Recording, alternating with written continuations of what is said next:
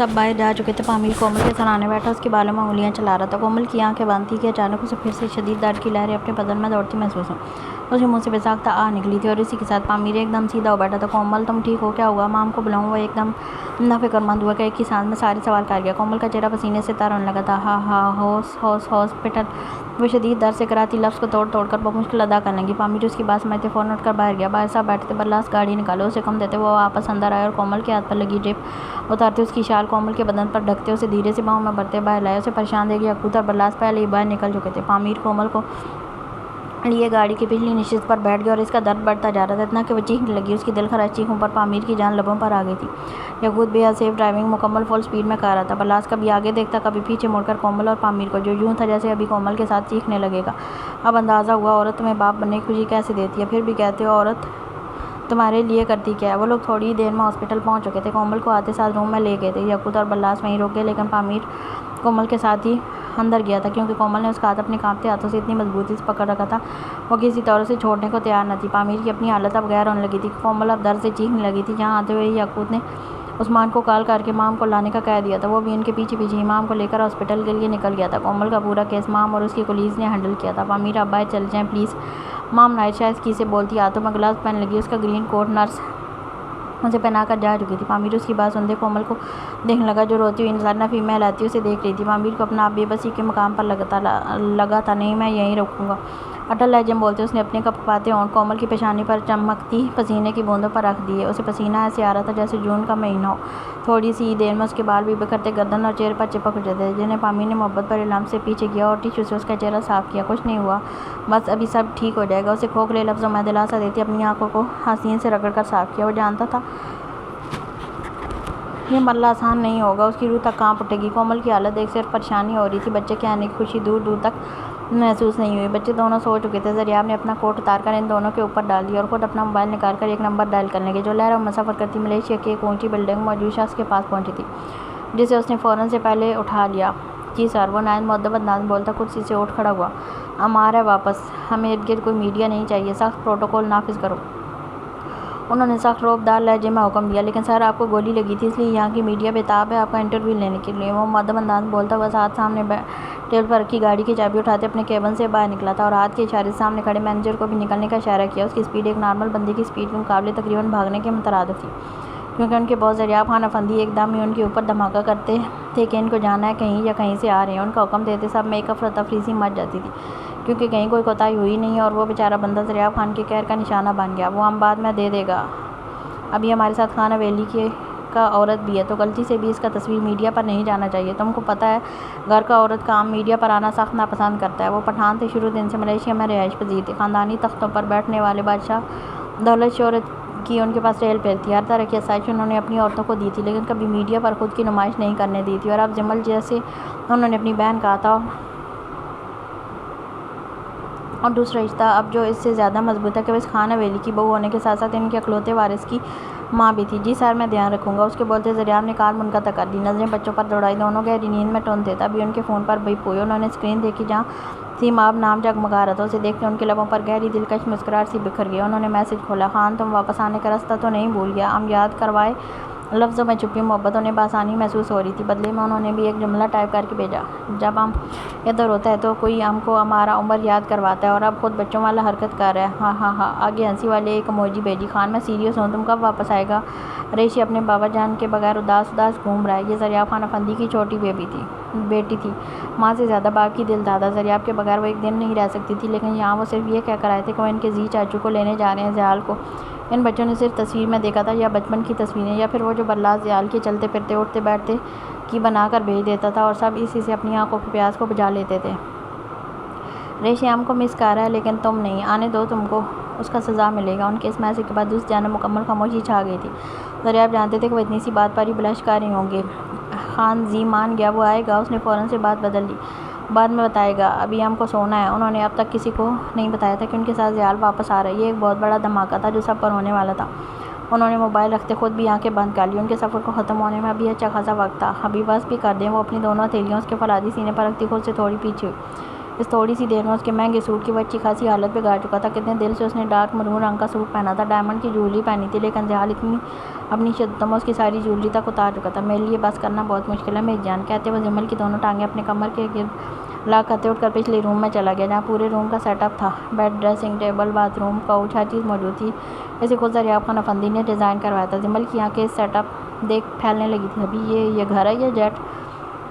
اپنی حالت سے بے خبر وہ پورے روم میں نظریں دوڑاتی حیرت سے بولی۔ جب زیال اسے بیڈ پر لٹاتے خود پوری طرح اس کے اوپر حاوی ہوتا اپنی شرٹ کے بٹن کھولنے لگا۔ لالہ کی پسند شروع دن سے ڈفرینٹ رہی ہے، بولتے اپنی شرٹ اتار کر ایک جانب پھینکتے وہ جمل کے دونوں ہاتھ اوپر تکیے پر پن کرتا اس کی نازک سی گردن پر جھک گیا۔ لالہ کی پسند یہ جیٹ ان کا اپنا ہے؟ اس دفعہ اسے مزید حیرت ہوئی۔ اس کے سوال پر زیال نے چہرہ باہر نکال کر استحقاق اوس میری جان، یہ جیٹ لالہ کا ہے۔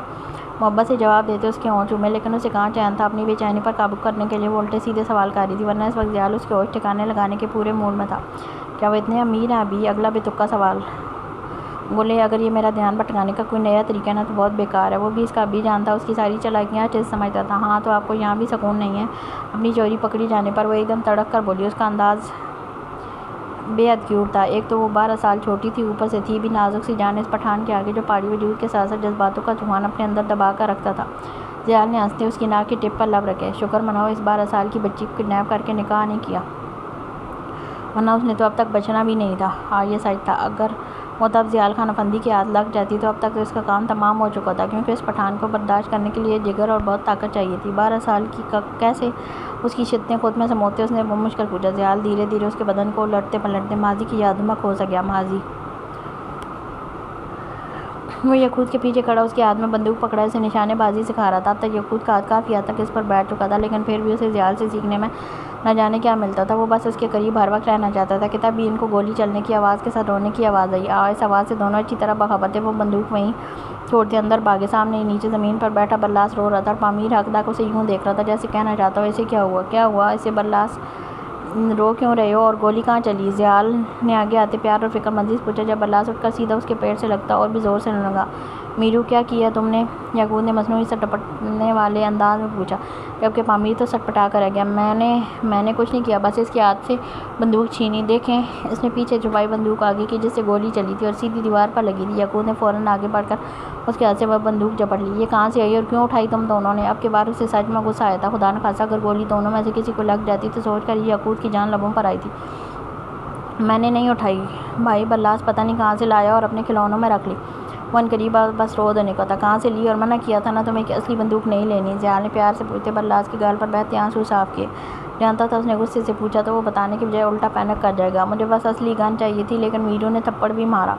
وہ اپنی غلطی چھپانے کے لیے جھوٹ بول گیا۔ جب اس کے جھوٹ پر پامیر کی آنکھیں پھیلی، کہاں مارا ہے جھوٹے؟ اس کے جھوٹ پر پامیر کو جیسے صدمہ سا ہوا تھا۔ یہ دیکھیں پروف۔ برلاس نے فوراً اپنا گال زیال کو دکھایا جہاں 2 انگلیوں کے نشان تھے۔ یہ دیکھ تو پامیر چکرانے والا تھا، اس نے تو ہاتھ کیا انگلی بھی نہیں لگائی تھی، تو نشان کہاں سے آ گئے تھے؟ لیکن یہ صرف زیال جانتا تھا کہ برلاس نے خود اپنی گال پر چٹکی کاٹی تھی اور سرخ کرتے الزام بیچارے معصوم پامیر پر لگا دیا تھا۔ زیال نے اپنی ہنسی دباتے جھک کر برلاس کا گال چوما۔ اب بھی ٹھیک ہو جائے گا، چلو پیکنگ کرو، چھٹیاں ختم ہو گئیں، واپس جانا ہے۔ یہ ہوا تھا دھماکہ برلاس سمیت پامیر پر۔ ایک خوش تھا تو دوسرا اداس۔ نہیں میں نہیں جاؤں گا، وہ پیچھے ہٹتا ضدی انداز بولا۔ برلاس بری بات، کہا تھا نا کہ چھٹیاں پوری ہونے پر جاؤ گے۔ لیکن میرو کہیں نہیں جاتا۔ کیوں نہیں جاتا؟ بس میں ہی جاؤں؟ ہر بار میں نہیں جاؤں گا، اگر گیا تو یہ بھی جائے گا۔ غصے سے چلاتے وہ منہ پھلا کر صوف پر آلتی پالتی مار کر بیٹھ گیا۔ ہی جانا تو تجھے ہی پڑے گا بیٹا۔ پامیر آنکھوں ہی آنکھوں سے اسے چڑھاتا بمیں مٹکانے لگا۔ پھر کیا تھا، دونوں کی ماں بارش شروع ہوگی۔ اللہ اللہ کر کے زیال اور یعقوب نے دونوں کو ایک دوسرے سے الگ کیا تھا۔ تھوڑی سی دیر میں ہی دونوں ایک دوسرے کی شرٹ کے ساتھ ساتھ بالوں کا عشر بھی بگاڑ چکے تھے۔ خبردار جو اب ایک دوسرے کو دیکھا بھی، اور تم چلو تیاری کرو۔ یعقوب نے غصے سے برلاس کو ڈپٹا، جس سے وہ زور سے پیر پٹکتا اپنے کمرے میں بھاگ گیا۔ سب کو پتا تھا وہ ناراض ہو چکا ہے اور منان صرف زیال سکتا ہے، اس کے علاوہ اس بگڑیل بچے کو کوئی چھیڑ سکے اس کی توبہ۔ اور تمہارا تو آج ہی جگاڑ کرتا ہوں، ہر بار تم اس کا خون جلاتے ہو۔ چلو۔ وہ پامیر کا ہاتھ پکڑ کر اپنے ساتھ باہر لے گیا۔ وہ دن تھا جب پامیر بھی سزا کے طور پر آگے ایڈمیشن لے چکا تھا۔ زیال نے برلاس کو پیار سے منا کر اس کی تیاری کروائی۔ جب یعقوب پامیر کو چھوڑے واپس آیا، اسے میں چھوڑ آؤں گا، آپ اس بندے سے مل لیں جس نے سپاری دی تھی، وہ مصروف سے انداز بولتا برلاس کے بیگ میں یہاں وہاں بکھری کتابیں ڈالنے لگا۔ سپاری کیا ہوتی ہے بھائی؟ برلاس نے معصومیت سے تھوڑی سی گردن موڑ کر پوچھا۔ زیال اس کے بالوں کی کھڑی پف بنا رہا تھا جو گولو مولو سے بچے پر بے حد جچتی تھی۔ کھانے والی سپاری، یعقوب نے گھور کر ٹیڑھا جواب دیا، جبکہ زیال کی سوچیں تو کہیں اور ہی پہنچ چکی تھی۔ وہ 12 سالہ معصوم چہرہ، 2 کونیاں اور وہ آنسو۔ بھائی کہاں گم ہے؟ یعقوب نے بولتے اس کا کندھا ہلایا۔ جب زیال نے ہڑبڑا کر اس دیکھا۔ نہیں کچھ نہیں، برلاس کو میں چھوڑ آؤں گا، شاید دیدار ہی ہو جائے۔ دل میں ایک ناممکن سی خواہش جگی، لیکن وہ یاقوت کو چین لگا تھا جب خود ہی چپ ہو گیا کہ جلدی آئے گا، میں تب تک ہینڈل کر لوں گا، کہتے وہ بلاس کے سر پر پیار کرتے باہر نکل گئے۔ اس چھوٹی آفت نے فوراً اسے اپنے بالوں کی پف میں مرر میں دیکھی۔ او ہو، بھوت نے میری پف بگاڑ دی۔ وہ منہ بصورت یہاں وہاں چہرہ پھیرنے لگا۔ جیال نے اس کا چہرہ ایک جانب ٹکاتے پھر سے پف بنا دی۔ تھوڑی کم ایکٹنگ کیا کرو، اس کے گال زور سے بھینچتے پیار سے بول کر اس کا بیگ اٹھاتے اپنے کندھے پر ڈالا۔ تبھی باہر سے میر بخش آ گیا اور بلاس کے بیگ اٹھا کر باہر لے جا کر گاڑی میں رکھ لے گا۔ وہ جتنا اچھلتا ہوا آیا تھا اب اتنا ہی منہ لٹکا کر جا رہا تھا۔ وہ لوگ صبح کی نکلی شام تک کراچی پہنچے، لیکن اس وقت تو وہ دکھ ہی نہیں سکے گی۔ اس نے بے اختیار سوچا تھا، ابھی نامحسوس طریقے سے اسے سمجھا ایک دن کا اسٹے وہیں لے لیا اور اگلے دن اسکول کے باہر سینے پر ہاتھ باندھے آنکھوں پر چشمہ لگائے گاڑی کے بونٹ سے ٹیک لگا کر کھڑا ہو گیا۔ اس کے بندے ہاتھوں میں بندوق پکڑے یہاں وہاں دیکھتے سینہ تان کر کھڑے تھے۔ جب اس کی متلاشی نگاہوں کو وہ معصوم چہرہ دکھائی دے گیا، وہ بے اختیار آنکھوں پر سے چشمہ اتار کر اسے دیکھنے لگا جو شاید اپنے باپ کے ساتھ کندھے پر لٹکے بھاری بیگ کے دونوں سرے پکڑے آ رہی تھی۔ جیال کو اسے دیکھ کے ایک سکون سا محسوس ہوا تھا، لیکن کیوں؟ اسے عورت ذات سے نفرت تھی، لیکن وہ بچی کیوں اس 24 سال کے اچھے خاصے خوب رو نوجوان کو اپنی صرف ایک دیدار کے لیے بے چین کر گئی تھی؟ اسے خود میں شرمندگی سے ہونے لگی، لیکن پھر بھی ڈھیٹ بنا اسے دیکھتا رہا، یہاں تک کہ چھٹی ہونے تک ایک بار پھر اپنی پیاسی نگاہوں کو سیراب کرنے کے لیے وہیں اپنی گاڑی میں بیٹھا رہا۔ وہ پاگل ہو رہا تھا۔ حال وہ ہمیشہ کی طرح اس کی شرٹ پہنے گہری نیند میں تھی جب زریاب لالا کا میسج آیا کہ وہ لوگ آدھے گھنٹے میں پہنچنے والے ہیں۔ ان کا میسج دیکھ زیال نے اپنے پہلو میں سوئی ہوئی زمل کو دیکھا۔ اس کے چہرے پر آج بھی وہی معصومیت برقرار تھی جس پر یہ پٹھان فدا ہوا تھا۔ اس نے زمل کا ماتھا چوما اور خود اٹھ کر فریش ہونے چلا گیا۔ 1 گھنٹہ مسلسل اسے تڑپا کر اب جان سکون میں تھی۔ اف، کیا بننا تھا اس کا! فریش ہو کر باتھ روب پہنے وہ باہر نکلا اور بیگ سے اپنے کپڑے نکالنے لگا۔ جب نظر زمل کے دودھ یا ٹانگوں پر پڑی، وہ اس کے ہوش و بدن کا طواف کرتے اس کے چہرے پر آ ٹکی۔ کہاں بالوں کی ایک لٹ آگے پڑی اس کی گہری نیند میں خلل پیدا کر رہی تھی۔ یہ دیکھ زیال ہاتھ میں پکڑی شرٹ ایک جانب رکھتے اس کے قریب بیٹھا اور دھیرے دھیرے اس کے بالوں کو اپنی انگلی سے کان کے پیچھے اڑسنے لگا۔ گلالے اٹھ جاؤ! انہوں نے بہت ہی دھیمی محبت بھری آواز میں اسے جگانا چاہا، مگر وہ کروٹ بدلتی کسمسا کر پھر سو گئی۔ گیا اٹھ جاؤ!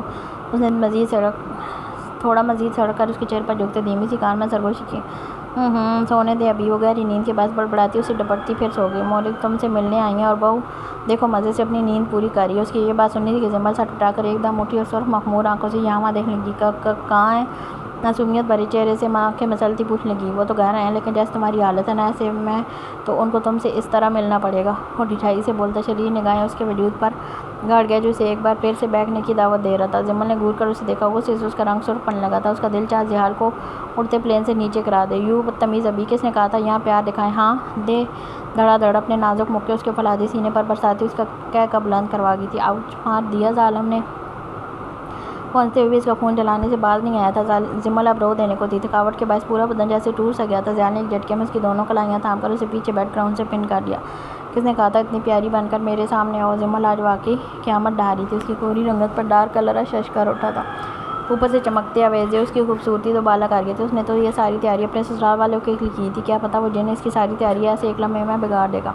اب ایسے دیکھو گی تو مجھے شاور دوبارہ لینا پڑے گا۔ اسے ڈھکے چھپے لفظوں میں دھمکی دیتے کچھ پاور کھویا جب اس کا مطلب سمجھتے وہ فوراً سے خود سے دور دھکیلتی اٹھ کر باتھ روم میں گھس گئی۔ پیچھے زیال کی بھرپور مسکراہٹ تھی، لیکن تب بھی اسے کچھ یاد آیا۔ اس کی مسکراہٹ یکدم غائب ہوئی، دل تیزی سے دھڑکنے لگا اور جیسے جیسے منزل کے قریب پہنچ رہے تھے زیال کی گھبراہٹ ویسے ویسے بڑھ رہی تھی۔ وہ پل میں بے چین ہو اٹھا۔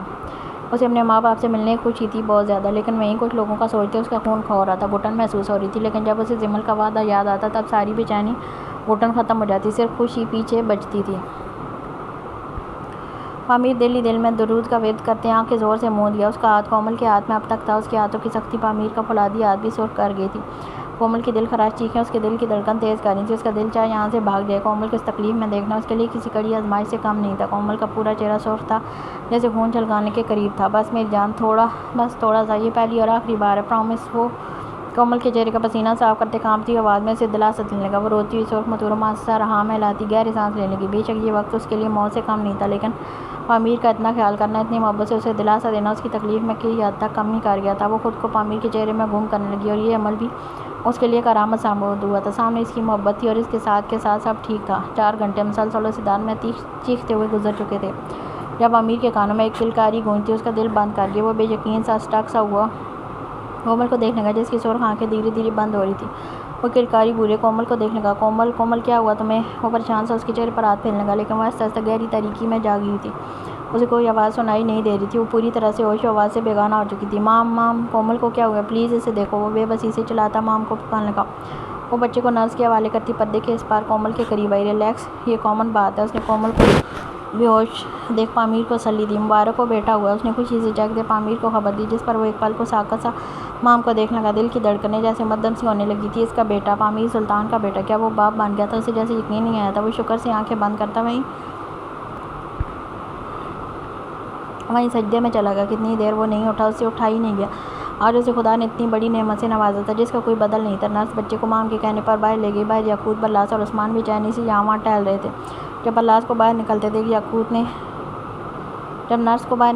یاقوت فوراً سے اس کی جانب آیا۔ سب ٹھیک ہے کومل؟ اور وہ بے چینی سے پوچھتا ایک دم رکا جب اس نے نرس کے ہاتھوں میں ایک ننھا سا بیبی دیکھا جس کی آنکھیں بند تھیں۔ کچے کچے سے ہاتھوں کی مٹھیاں بھی اس نے بند کر رکھی تھی۔ اسے دیکھ یاقوت کی سے آنکھیں پھیلنے لگیں۔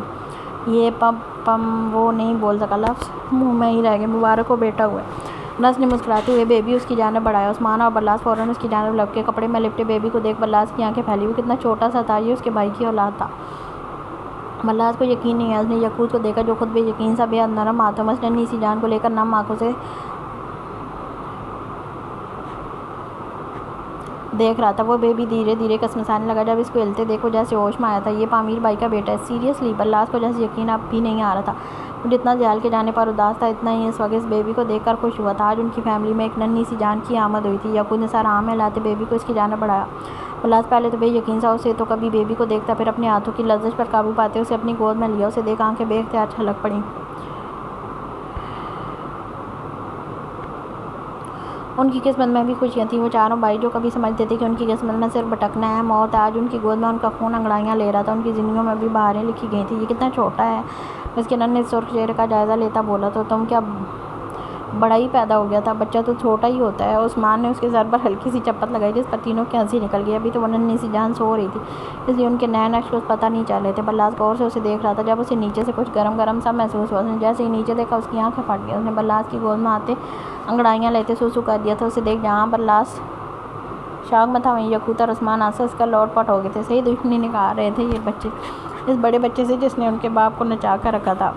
اب وہ دنیا میں برلاس جا کو نچانے آئے تھے۔ ابے یہ کیا کر دیا آتے ساتھ؟ وہ تو اس ننھی سی جان کو گھور بھی نہ سکا۔ وہ اتنا کیوٹ تھا کہ بس اس کو تو ذرا پسند نہیں آیا۔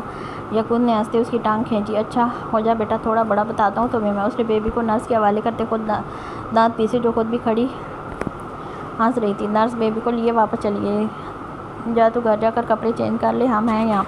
اس کے کہتے برلاس اپنی بھیگی شرٹ جھاڑتا باہر نکلنے کا جو بھی تھا اسے بیبی کے اس عمل پر ذرا برابر بھی غصہ نہیں آیا تھا۔ اسے آ ہی نہیں سکتا تھا، اس کے تینوں بھائیوں کے بچے اس کی زندگی تھے، ان سے محبت برلاس شاہ کو انتہا کی تھی۔ پامیر کومل کے سرانے بیٹھا رہا جہاں تک کہ اس کی کمر تک اکڑنے لگی تھی، لیکن وہ پھر بھی ذرا سا وہاں سے نہیں ہلا۔ مام نے اسے آرام کرنے کا بھی کہا لیکن اس نے صاف انکار کر دیا۔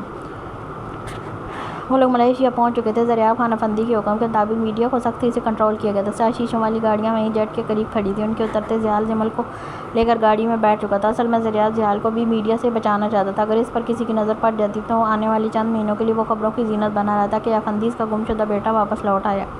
ہر کوئی اس کے پیچھے بھاگتا، اس کا انٹرویو لینے کی کوشش کرتا، اس سے اس کی گزری زندگی کے بارے میں جاننے کی کوشش کرتا، اور زریاب ایسا نہیں چاہتے تھے کہ وہ آتے ساتھ میڈیا پر گردش کرنے لگے۔ اب تک حویلی تک میں کسی کو اس کے آنے کا علم نہیں تھا، لیکن نہ جانے کہاں سے یہ خبر لیک ہو گئی۔ میڈیا کے لوگ باہر ہی کھڑے اس کے انتظار میں تھے۔ ان کی گاڑیاں جیسے ہی باہر نکلی دھڑا دھڑ اس کی تصویریں بننا شروع ہو گئی۔ باہر کتنے ہی لوگ مائک میں بولتے نہ جانے ملے جلی زبان میں کیا کیا کہہ رہے تھے۔ جمل حیرت سے سب کو دیکھنے لگی۔ ان کے آگے پیچھے سخت پروٹوکول تھا۔ پولیس والے لوگوں کو گاڑیوں سے پیچھے کرتے رستہ ہموار کر رہے تھے۔ آگے پیچھے گاڑیوں کی لمبی قطار تھی جو سب کے سب گارڈز کی تھی۔ پاکستان سے زیادہ یہاں سخت پروٹوکول تھا۔ ابھی یہ سب کیوں آئے ہیں؟ یہاں کوئی سیلیبریٹی آیا ہے کیا؟ وہ حیرت سے دیکھتی پوچھنے لگی۔ زیال جو ان سب سے کوفت محسوس کر رہا تھا جمل کے سوال پر نہ چاہتے ہوئے مسکرا دیا۔ یہاں کوئی آیا ہے بہت سالوں بعد۔ اس نے نہیں بتایا تھا کہ وہ سیلیبریٹیز کا خود کا حوی جانا ہے جس کی صرف ایک تصویر لینے کے لیے وہاں لوگوں کا ہجوم اکٹھا تھا۔ واؤ، مجھے بھی دیکھنا ہے، میں نے کبھی کسی سیلیبریٹی کو سامنے سے نہیں دیکھا۔ وہ ضد کرتی زیال کا ہاتھ تھام گئی۔ وہ اقسا اسے دیکھنے لگا۔ بلا لے، ہم باہر نہیں نکل سکتے، اس نے پیار سے سمجھایا، لیکن وہ ماننے کو تیار ہی نہیں تھی۔ لوگوں کے ہجوم سے ہوتے ڈرائیور نے بمشکل گاڑی نکالی اور سڑک پر آتے سپیڈ فل بڑھا دی۔ گاڑی بر رفتار سے حویلی کی جانب رواں دار تھی۔ جیسے جیسے قریب جا رہا تھا دل کی دھڑکنیں ویسے ویسے مدھم ہو رہی تھی۔ سب کے چہرے اسے اپنی نظروں کے سامنے لہراتے ہوئے محسوس ہوئے۔ کیسے ملے گا مور سے، دادی سے، اپنے بھائی سے؟ ان کو محسوس کیے بھی 14 سال ہو گئے تھے۔ کیا وہ صرف 14 سال انہیں یاد کرنا چاہ رہی ہیں؟ اس سے بھی زیادہ۔ وہ گہری سوچوں میں گم تھا جب زریاب کی کال اس کے موبائل پر آنے لگی۔ اس نے جھٹ سے کال پک کر لی۔ جی لالا، تم ٹھیک ہے؟ انہوں نے پیار سے پوچھا۔ ان کے سوال پر زیال کا دل ایک بھاری ہونے لگا تھا۔ واقعی وہ آج بھی اس کے دل کی کیفیت دور سے بھی بھانپ لیتے تھے۔ نہیں، اس نے سچ بتایا تھا، جھوٹ کا فائدہ نہیں جانتا تھا، جھوٹ کا فائدہ نہیں ہوگا، رونا چاہو تو موری کے گلے لگ کر رو لینا، تکلیف تھوڑا کم ہو جائے گا۔ انہوں نے پیار سے کہا۔ وہ دوسری گاڑی میں تھے، بچے بھی انہی کے پاس تھے جو اپنی ماں کی طرح گہری نیند میں باپ کی طرح خراٹے مار رہے تھے۔ میں نہیں مل سکتا کسی سے، وہ بے بس ہوا تھا۔ جمل اس کے چہرے کی جانب دیکھ کر کہی، ہمت کرو زی، وہ سب تمہارا اپنا ہے، نہیں ہے میرا کوئی۔ عنقریب تھا کہ تکلیف کی شدت کے باعث وہ رو پڑتا۔ وہ سارا بھیانک منظر اس کی نظروں کے سامنے گھومنے لگا تھا۔ زی، گل کو فون دو۔ ان کی بات پر ضیال کو حیرت ہوئی۔ اسے کیوں؟ اٹکتے بمشکل پوچھا۔ کیونکہ وہ تم کو سنبھال لے گا۔ دو اس کو فون نہیں، آپ اس کو کچھ نہیں کہیں گے، وہ اٹل لہجے میں بولا تھا۔ زی، تم دیر ہے یا میں اس کو کال کروں؟ انہوں نے دھمکیہ میز لہجے میں کہا۔ ضیال کو مجبوراً فون جمل کو دینا پڑا، جسے وہ فوراً پکڑ گئی۔ گل، اپنے خان کو تھوڑا سمجھاؤ، مورے سے اچھے سے ملے، خاص طور پر دا جی سے۔ انہوں نے نہایت محبت سے اس سے التجا کی۔ یہ اچھے سے ملیں گے لالا، آپ فکر مت کریں۔ اس کا دلاسا ضیاء کو جیسے ہر فکر سے آزاد کر گیا تھا۔ تھوڑی دیر میں وہ لوگ حویلی میں داخل ہو چکے تھے کہ ایک گاڑی مین گیٹ سے اندر داخل ہونے لگی۔ سامنے کا منظر دیکھ جمل کی آنکھیں پھٹی کی پھٹی رہ گئیں۔ کیا وہ اسی دنیا میں تھی؟ اسے ایک پل کو اپنا آپ کسی جنت میں محسوس ہونے لگا تھا۔ اتنا بڑا لانا جانا ملازم، کوئی کسی کام میں مگن تو کوئی کسی میں، کوئی بھی فارغ نہیں لگ رہا تھا، سب اپنے اپنے کاموں میں مصروف تھے۔ ایک طویل راہداری کے بعد درمیان میں ایک فاؤنٹین بنا تھا جس سے نکلتا نیلا پانی چاروں طرف بہہ رہا تھا۔ اس کے دو اطراف وائٹ رنگ کے ٹائگرز کا آرٹ بنایا گیا تھا۔ سامنے سے وہ حویلی اتنی بڑی تھی کہ جیسے پورا گھومنے کے لیے بھی بندے کو پورا دن لگ جائے۔ بھائی سے اتنی شاندار تھی تو اندر سے کیا قیامت ہوگی۔ پوری شان سے کھڑی وہ عمارت خود کو دیکھنے والوں کو اپنے مکینوں کی طرح سیرزدہ کر دیتی تھی کہ انسان چار گھڑی کھڑا ہو کر بس اسے دیکھتا رہے گا۔ گاز کی گاڑیاں گھوم کر دوسری جانب جانے لگی تھی، باقی دو گاڑیاں وہیں رک چکی تھیں جن میں اگلی گاڑی میں ضیاء تھے۔ ملازم نے فوراً سے آ کر دروازہ کھولا۔ وہ اپنے مخصوص انداز میں کوٹ کے بٹن ایک ہاتھ سے بند کرتے گاڑی سے نیچے اترے۔ جو تم کو کہا تھا وہ لایا ہے؟ انہوں نے اسی ملازم سے خاص پاٹ انداز میں پوچھا جو وہیں اپنے دونوں ہاتھ باندھ کر کھڑا تھا۔ جی خان، لالا لے آیا تھا، انہوں نے نہایت مؤدب انداز میں جواب دیا۔ صحیح شو، ٹھیک ہے کہتے انہوں نے پیچھے کھڑی گاڑی دیکھی۔ اسے دیکھ انہوں نے ایک گہری سانس لی اور پرسکون سے اندر چلے گئے۔ ضیاء کی حالت غیر ہونے لگی تھی۔ وہ بار بار ہاتھوں کو آپس میں مسل تھا، اپنی گھبراہٹ پر قابو پانے کی بھرپور کوشش کر رہا تھا، لیکن یہاں آ کر تو جیسے دل ہی کام کرنا بند ہو چکا تھا۔ نہ جانے کیوں گھٹن سی بڑھ چکی تھی۔ وہ بھاگ جانا چاہتا تھا واپس، اسے شدت سے اپنی غلطی کا احساس ہوا۔ یہاں آنے کی غلطی، اسے نہیں آنا چاہیے تھا۔ وہ کیوں آیا تھا؟ اس کے ماتھے پر نم پسینے کی بوندیں چمکنے لگی تھیں۔ اس کی یہ حالت جمل دیکھ رہی تھی۔ وہ صرف ایک سال اپنے باپ سے دور رہی اور ملنے پر اتنا پھوٹ پھوٹ کر روئی۔ اس کا ابھی تو پھر بھی 14 سال بعد اپنے ماں باپ سے ملنے والا تھا، اپنے سب گھر والوں سے۔ وہ اس کے دل کی کیفیت جانتی تھی، تب ہی اس کا سر اپنے سینے پر ٹکاتی ماتھا چوم گئی۔ کچھ نہیں ہوگا ابھی، میں ہوں نا، انہوں نے محبت بھرے لہجے میں بولتے ضیاء کے رخسار پر ہاتھ رکھا۔ ضیاء کو واقعی اس وقت صرف وہ اپنی لگی تھی، باقی سب غیر۔ میں نہیں ملنا چاہتا کسی سے، وہ کانپتی آواز میں بولتا۔ جمل کے سینے پر چہرہ ٹکا، لمبی گہری سانسیں لینے کا۔ ابھی آپ نروس ہوں گے تو میں کیسے ملوں گی سب سے؟ میرے لیے خود کو سنبھالیں پلیز، میں رات میں آپ کو سنبھالوں گی۔ آخری بات پر تھوڑا آہستہ کہی۔ ہاں، اس وقت اسے وہ سب اس وقت سے زیادہ آسان لگا تھا، لیکن ضیاء کو صرف اس کی یہ بات کہ وہ اس کے لیے خود کو نارمل کر لے یاد تھی۔ وہ ایک دم سیدھا ہو بیٹھا اور چہرے پر ہاتھ پھیر کر مشکل لبوں پر مسکراہٹ سجائی اور گہری سانس لے کر خود کو ریلیکس کیا، لیکن دل پھر بھی جیسے کانوں میں دھڑک رہا تھا، دھک دھک، جیسے ابھی کان کے پردے پھٹ جائیں گے۔ اس آواز سے وہ پھر بھی خود کو نارمل کر گیا۔ اینی تھنگ فار یو مائی زرگیا۔ اس کا ماتھا چوم کر دوپٹہ ٹھیک سے اس کے سر پر جمایا۔ وہ خود سین پینٹ پر بلیک ہائی نیک اور اس پر سیاہ لانگ کوٹ پہنے ہوئے تھا۔ جمل نے ڈریس تبدیل کر کے خود بھی بلیک سوٹ جس پر گولڈن زری کا کام ہوا تھا وہ پہن لیا تھا، جس میں اس کی دودھیا رنگت مزید نکھری نکھری سی لگ رہی تھی۔ ایک ملازم نے آ کر اس کی جانب کا دروازہ کھولا۔ ضیاء جیسے ہی باہر نکلا اسے دیکھ اس ملازم کی پلکیں تک جھپکنا بھول گئیں۔ وہ شل ساکت سا کھڑا اسے دیکھنے لگا جیسے آنکھوں پر یقین ہی نہ ہو رہا ہو۔ ضیاء نے ہاتھ بڑھا کر اپنے ساتھ جمل کو بھی باہر نکالا۔ وہ اب بھی شوق بھری نظروں سے یہاں وہاں اس حویلی کے ٹھاٹھ دیکھ رہی تھی۔ ابھی یہ آپ کا گھر ہے؟ وہ بے یقینی سے پوچھنے لگی۔ اس کا ابھی اتنی شاندار زندگی چھوڑ کر وہ خطروں سے بھری زندگی جی رہا تھا۔ نہیں، یہ ہمارا صرف پاکستان میں، اس نے نرم لہجے میں تصحیح کی۔ جمل نے گھور کر اسے دیکھا۔ باز آ جائیں، اچھے سے نہ ملیں نا کسی سے، دیکھنا میں کیا کروں گی آپ کے ساتھ۔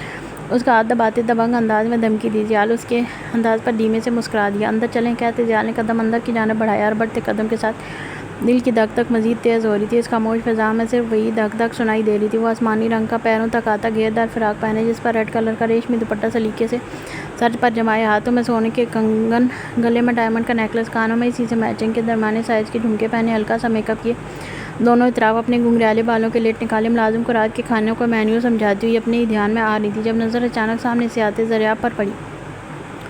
انہیں دیکھ تو سیماب خانم کی آواز ہی جیسے بند ہو چکی تھی۔ سامنے اس کے خان تھے، اس کے مجازی خدا۔ انہیں اپنی آنکھوں پر یقین نہیں آیا تھا۔ خان، انہوں نے بے اختیار منہ پکارا۔ جب ان کی آواز پر ضیاء نے ان کی جانب دیکھا اور دیکھتے چہرے پر ایک دلکش مسکراہٹ بکھر گئی۔ وہ بھاگتی ہوئی سیدھی آ کر ان کے سینے سے لگنے لگی تھی، جب اچانک نظر ان کے بازو پر بندھے بیلٹ پر پڑی۔ ان کے قدم وہیں درمیان میں ہی زنجیر ہو گئے۔ چہرے کی رونق جو زریاب کو دیکھ آئی تھی وہ پل بھر میں معدوم ہو گئی۔ خان یہ کیا ہوا آپ کو؟ وہ ایک دم فکر مند سی بولی تھی، جب پیچھے سے مور ملازمہ کا ہاتھ پکڑے لاؤنج میں آ رہی تھی۔ خانم کی آواز پر انہوں نے ان دونوں کی جانب دیکھا۔ خان تم چپ کیوں کھڑے ہو؟ بولو نا، کیسے ہوا یہ؟ کیا ہوا ہے تم کو؟ زریاب کو خاموش کھڑے دیکھ وہ پریشانی کے ساتھ مصنوعی سختی بھی اپنے لہجے میں لیں۔ کچھ نہیں، بس ایک گولی لگا ہے اور تم کب سے اتنا کمزور ہو گیا کہ تھوڑا سا چوٹ دے کر اتنا پریشان ہو جائے؟ ان کی بات پر سیماب خانم نے تیش بھری نظروں سے ان کو دیکھا۔ وہ جانتی تھی زریاب کتنے ڈھیٹ ہے۔ پٹھانوں سے شادی کر کے ان کی عورتوں کو ایک فائدہ تو ہوتا تھا کہ اپنے خان کو کھونے کا ہر وقت کا ڈر ان کو مضبوط بنا دیتا تھا، لیکن خانم کو اتنے پیار اور لاڈ سے زریاب نے رکھا تھا وہ نہیں کرتی تھی برداشت کہ ان کے خان کو کوئی آنچ بھی آئے۔ مورے فرخندہ بیگم وہیں بیٹھنے کے بجائے زریاب کی جانب آ گئی تھی، سفید چکن کاری کا سوٹ پہنے، کندھوں پر شال اور سر پر سلیقے سے دوپٹہ جمائے، کسی بھی قسم کی جیولری اور میک اپ سے پاک۔ ان کا چہرہ وقت سے پہلے بوڑھا لگ رہا تھا، مانو کئی عرصے کی بیمار ہوں۔ جان بھی پوری کانپ رہی تھی۔ زری کیا ہوا ہے تم کو؟ ان کو دیکھ زریاب فوراً سے ان کی جانب لگ کے کچھ نہیں مورے، بس تھوڑا سا چوٹ آیا۔ تم کیسا ہے؟ طبیعت اب ٹھیک ہے؟ ہمارا چھوڑو، وہ نہیں آیا نا؟ بولتے ان کی آنکھیں ایک دم بھیگنے لگیں جیسے کوئی امید ایک دم ٹوٹ سی گئی ہو۔ وہ تو انتظار میں تھی کہ شاید اس بار وہ اپنی ماں پر رحم کھا لے، لیکن زریاب کو اکیلے دیکھ ان کا دل ایک دم بھاری ہو گیا تھا۔ خان تم بھی اچانک آیا ہے، بتایا کیوں نہیں؟ وہ اس اچانک ملنے والے سرپرائز پر بے حد خوش ہوتی، لیکن زریاب کا بازو دیکھ وہ ٹھیک سے مسکرا تک نہ سکی۔ بس ادھر کا کام ختم ہو گیا تھا اس لیے آ گیا واپس۔ اور مور تم نے بتایا نہیں، طبیعت کیسا ہے؟ وہ پھر سے مور کی جانب متوجہ ہوئے۔ کیسا ہوگا؟ ہم جس کا بیٹا اس سے دور ہے، اس کو آج بھی ہم پر ترس نہیں آیا؟ اس کا مورے اس کے بغیر مورے ان کا جملہ ادھورا رہ گیا۔ ایک مہربان آواز ان کی سماعتوں میں گونجی۔ یہ وہ آواز تھی جس کے لیے ان کے کان ترس گئے تھے۔ روح وقت سے پہلے بوڑھی ہو گئی تھی۔ زریاب تھوڑے سے پیچھے ہٹے جب ان کی نظر پیچھے کھڑے زیال پر پڑی۔ وہ شل ساکت سا کھڑا جیبوں میں ہاتھ ڈالے انہیں دیکھ رہا تھا۔ جویلی کی روتی اسے دیکھ کر بدل گئی تھی۔ وہ 14 سال بعد اس شخص کا چہرہ دیکھ رہی تھی۔ فرخندہ کو لگا یہ خواب ہے۔ خانم کو بھی یہی حالت تھی۔ وہ بنا پلک جھپکائے سامنے کھڑے زیال کو دیکھ رہی تھی جسے اب تک صرف تصویروں میں دیکھا تھا۔ وہ سامنے تھا، تصویروں سے زیادہ جاذب نظر، دمدار پرسنالٹی، اونچا قد، کیونکہ اب وہ 16 سال کا نہیں تھا۔ اب تو جیسے نئے نقش ہی بدل چکے تھے، مزید نکھر گئے تھے۔ پہلے وہ بچپن میں اپنی کیوٹنس کی جانب سے سب کو اٹریکٹ کرتا تھا، اب اپنی قیامت خیز خوبصورتی کی طرح وہ بدل گیا تھا۔ بالکل مور اس کے دیکھ وہیں کھڑی جیسے سانس تک رو گئی۔ جب وہ خود چھوٹے چھوٹے قدم اٹھاتا ان کے قریب آیا، انہوں نے بے یقین سی نظروں سے زریاب کو دیکھا جس نے مسکراتے ہوئے سر ہاں میں ہلا کر انہیں یقین دلایا کہ یہ ان کا زی ہے۔ حقیقت میں مور نے زیال کے چہرے کو بغور دیکھا، ان کا دل جیسے خون کی گردش روک گیا۔ بے یقینی تھی۔ کیسی ہے مورے؟ اس نے بے حد دھیمی مگر محبت بھری آواز میں پوچھا، جب اس کی آواز ان کو جیسے یکدم ہوش میں لائی۔ زی تم ہمارا زی ہے؟ انہوں نے اب بھی بے یقینی سے پوچھا تھا۔ زیال نے خود پر ضبط کرتے ساتھ دھیرے سے اس بات میں لایا، آپ کا زی؟ بولتے اس کا دل کانپ اٹھا تھا۔ اس کی ماں کتنی بوڑھی ہو گئی تھی، اس کی جدائی میں یہ کیا کر گیا تھا؟ وہ بے یقینی سے اس کے چہرے پر ہاتھ پھیرتی، کبھی ہاتھوں کو ٹٹولتی، اس کے ہونے کا یقین کرنے لگی۔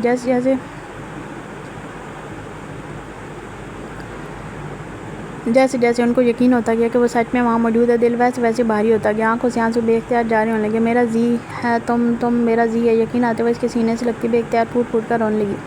زیال اپنا آثار ان کے گرد باندھے انہیں یقین دلا گیا کہ وہ ان کا زی ہے، یہ کوئی خواب نہیں ہے۔ کیسا ہے تم بچے؟ تم واپس آ گیا، میرا زی واپس آ گیا۔ ان کی آواز میں وہ تڑپ تھی کہ سننے والے کا دل تڑپا دیتی۔ کدھر چلا گیا تھا؟ تم کو اپنی مور کا خیال نہیں آیا؟ تم کیسے اتنا ظالم بن گیا؟ وہ پھوٹ پھوٹ کر روتی گلہ کرنے لگی۔ ان کے الفاظ زیال کی روح تک جھنجھوڑ گئے تھے۔ کیا وہ ظالم تھا؟ ایک ماں کو کبھی تڑپتے دیکھا ہے؟ ہم تمہاری یاد میں مر رہا تھا، تم کو کیوں پتہ نہیں چلا؟ ماں کو تو بچے کا پتہ چل جاتا ہے، بچے کو کیوں پتہ نہیں چلا؟ کیوں؟